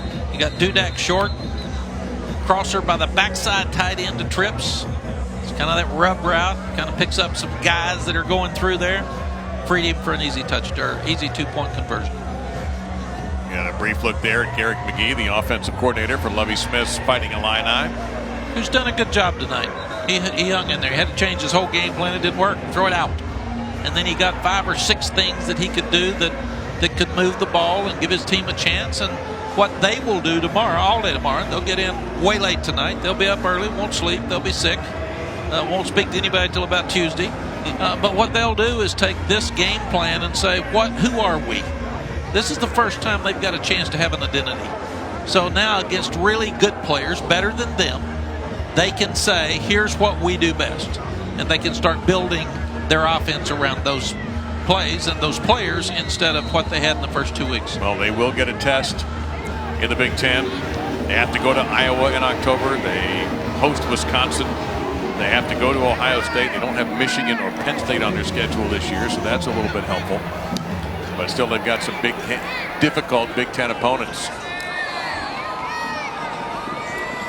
And USF, Tice trying to work his way out of trouble. Can't really do it, and he's going to be brought down at about the 12-yard line. They're going to mark him now officially at the 13. So 3 players tonight for the Bulls rushing for 100. Tice, who just ran the kickoff back, is one of them. So is his starting quarterback, Quentin Flowers. And D'Ernest Johnson did it as well. And those averages per carry say a lot. And I can promise you every defensive coach in the AAC was watching tonight. Oh, yeah. And they're not going to sleep well. Well, that schedule for the American has been shifted around quite a bit. USF has Temple coming up on the 21st. That's an 8 o'clock game on our network, by the way. Short gain there. But because of Irma and all the impacts, let's not forget about our friends in Houston who are still suffering because of Harvey, but also the impacts of Irma affecting UCF, could not play this weekend. USF could not play last weekend. The American announced yesterday a reconfigured schedule. Oh, that's almost intercepted at the 25-yard line. Getting a hand on the pass was Dawson DeGroot. So let's take a look at, excuse me, that was Nate Hobbs, number 8, who almost had it. So here's what's been done. East Carolina, UConn is now the 24th. Memphis and Central Florida was rescheduled yesterday to September 30th in Orlando. UC and South Florida, October 14th. South Florida then canceled the UMass game. They're actually going to play that in about 5 years. I'm serious. Houston and South Florida the 28th. Houston, East Carolina on November the 4th, and another game on November the 4th. And this way, everybody has an even number of games in the conference. So that took a lot of negotiating to be blunt, to buy out some of the other schools that were non-conference opponents. But an excellent job by all the athletic directors involved to get this some return to normalcy in conference play. Solid gain of 6 that time by Trayvon Sands. Obviously, the people, the Hurricanes, their safety, trying to get power back in their homes is so much more important than football or a sport. But coaches are creatures of routine and habit. And this stuff drives them crazy when it all changes. You got to play games separately. You got to go try to practice at different times and places. And you got to admire the way the coaches try to take care of their kids. And Sands acting like he would like to join the 100-yard rushing club as well. He'll get a first down out to the 47-yard line. Well, Charlie Strong told us a pretty funny story yesterday. As some people evacuated the area, some of his players, some of his coaches even evacuated the area. Understandably, at one point, Tampa looked like he was in absolute maximum danger from Hurricane Irma. There's a nice throw by Keene. And a first down into Illinois territory at the 43. Charlie stayed. But some people didn't believe him. One of the players called him and said, "Coach, you leave?" And he said, "No, sir, I'm here." And he said, "I don't believe you, Coach." He said, "I'm going to meet you at the facility." It's 4 o'clock in the morning. And he was there. Coach wasn't going to leave those players. It's not going to do it. People wonder why Keene's throwing the ball. He's got to. He's got to play down the road, so he needs to get ready. One of the worst things I did as a coach when we had a big lead, I didn't let the backup quarterback throw enough. And it really hurt us, hurt him. And if I was back in coaching, I would do that. He's got to throw the ball here, even though he's got great respect for the other coach, and you don't want to run it up, but you got to get your guys ready. Keene will step back here under pressure, and he will be sacked, and the ball comes loose. But the center judge is saying that Keene was down. Adesanya was in there. Sean Adesanya, who did not play for a couple of seasons. He was injured too, a junior from Rahway, New Jersey, with a sack. He's played hard, made a couple of plays tonight. Older player, you love to see those older players playing good as well. We've talked a lot about freshmen. There's some guys in Illinois that haven't won many games and hung in there and fought through a lot. Give them their due. 3 sacks by the Illini defense tonight. Time now down to 3-11 in this game. USF will improve to 3-0. Illinois will drop to 2-1. Pump fake and a handoff to Sands. Sands making a few people miss as well. This is a third string running back. And he gets down to the 40-yard line with a solid gain. A lot of people like to have him too. Let's check into the sidelines with Jen.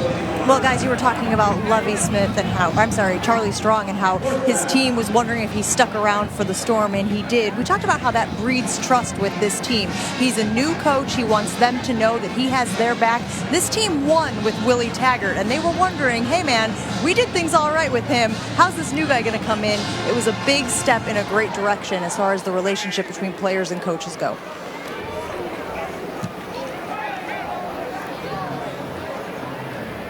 All right, thank you very much, Jen. Down inside the 5 on a gorgeous punt there by Hernandez. And the long snapper, Zach Dietz, is there to down it, as so often is the case. And so 2:18 to go. Mac, we're not going to get our penalty record tonight. No. We were rolling along there, 26 first half penalties, which I think is a record, but we're not going to get to 36, it doesn't look like. Coaches did a good job jumping on those guys at halftime. I think the officials probably did what you said too, Dave. They said, let's be careful here. Let's just don't throw one. Let's make sure it's a penalty.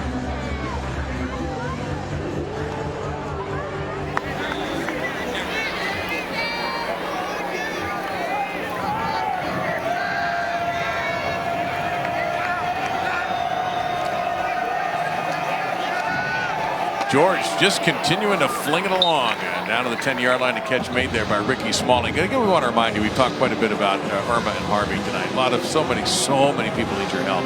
And you can help the American Red Cross provide meals and shelter to those families by donating today. Go to redcross.org/ESPN. You know what happened in Houston today? J.J. Watt ended his fundraiser. You know what he got? $35 million. He started with a goal of $200,000, and he got close to or right around $35 million to help the folks in Houston. Really unbelievable. That is, it says a lot about him, but it also says a lot about the people who responded. It does. When we have difficult situations and tragedies in our country, everybody pulls together, and I was so impressed. So many people. J.J. Watt obviously did such a tremendous job. There were so many people giving food, giving clothes, coaches trying to help each other with their practice areas and facilities that may not even like each other. Well, let me tell you, the University of Miami still hasn't been home. They're going to practice in Orlando for a game next week against Toledo, which will be played in South Florida. The Hard Rock Stadium in Miami Gardens is fine. But, yeah, the University of Miami hasn't had practice since September 6th. Yeah, so many wonderful stories tonight for these coaches and athletic department folks to let high school players and coaches come in to help them have some bright side of the tragic things that are happening in their lives, possibly to let the first responders come who have saved all of us with their courage. It's really heartwarming. There are other young men who wanted to come to the game tonight in this west coast of Florida who couldn't because of curfews in their cities. They told Charlie Strong, hey, Coach, I want to be there, but I can't. I'm not allowed out. It's been that difficult in parts of Florida, and to our friends in the Keys who have so much rebuilding to do. It's been difficult. It's an unbelievable article about Jimmy Johnson and what happened to his home in Key Largo, his paradise that he built. George off his back foot, and that pass broken up at the 20-yard line, stopping the clock with 38 seconds remaining.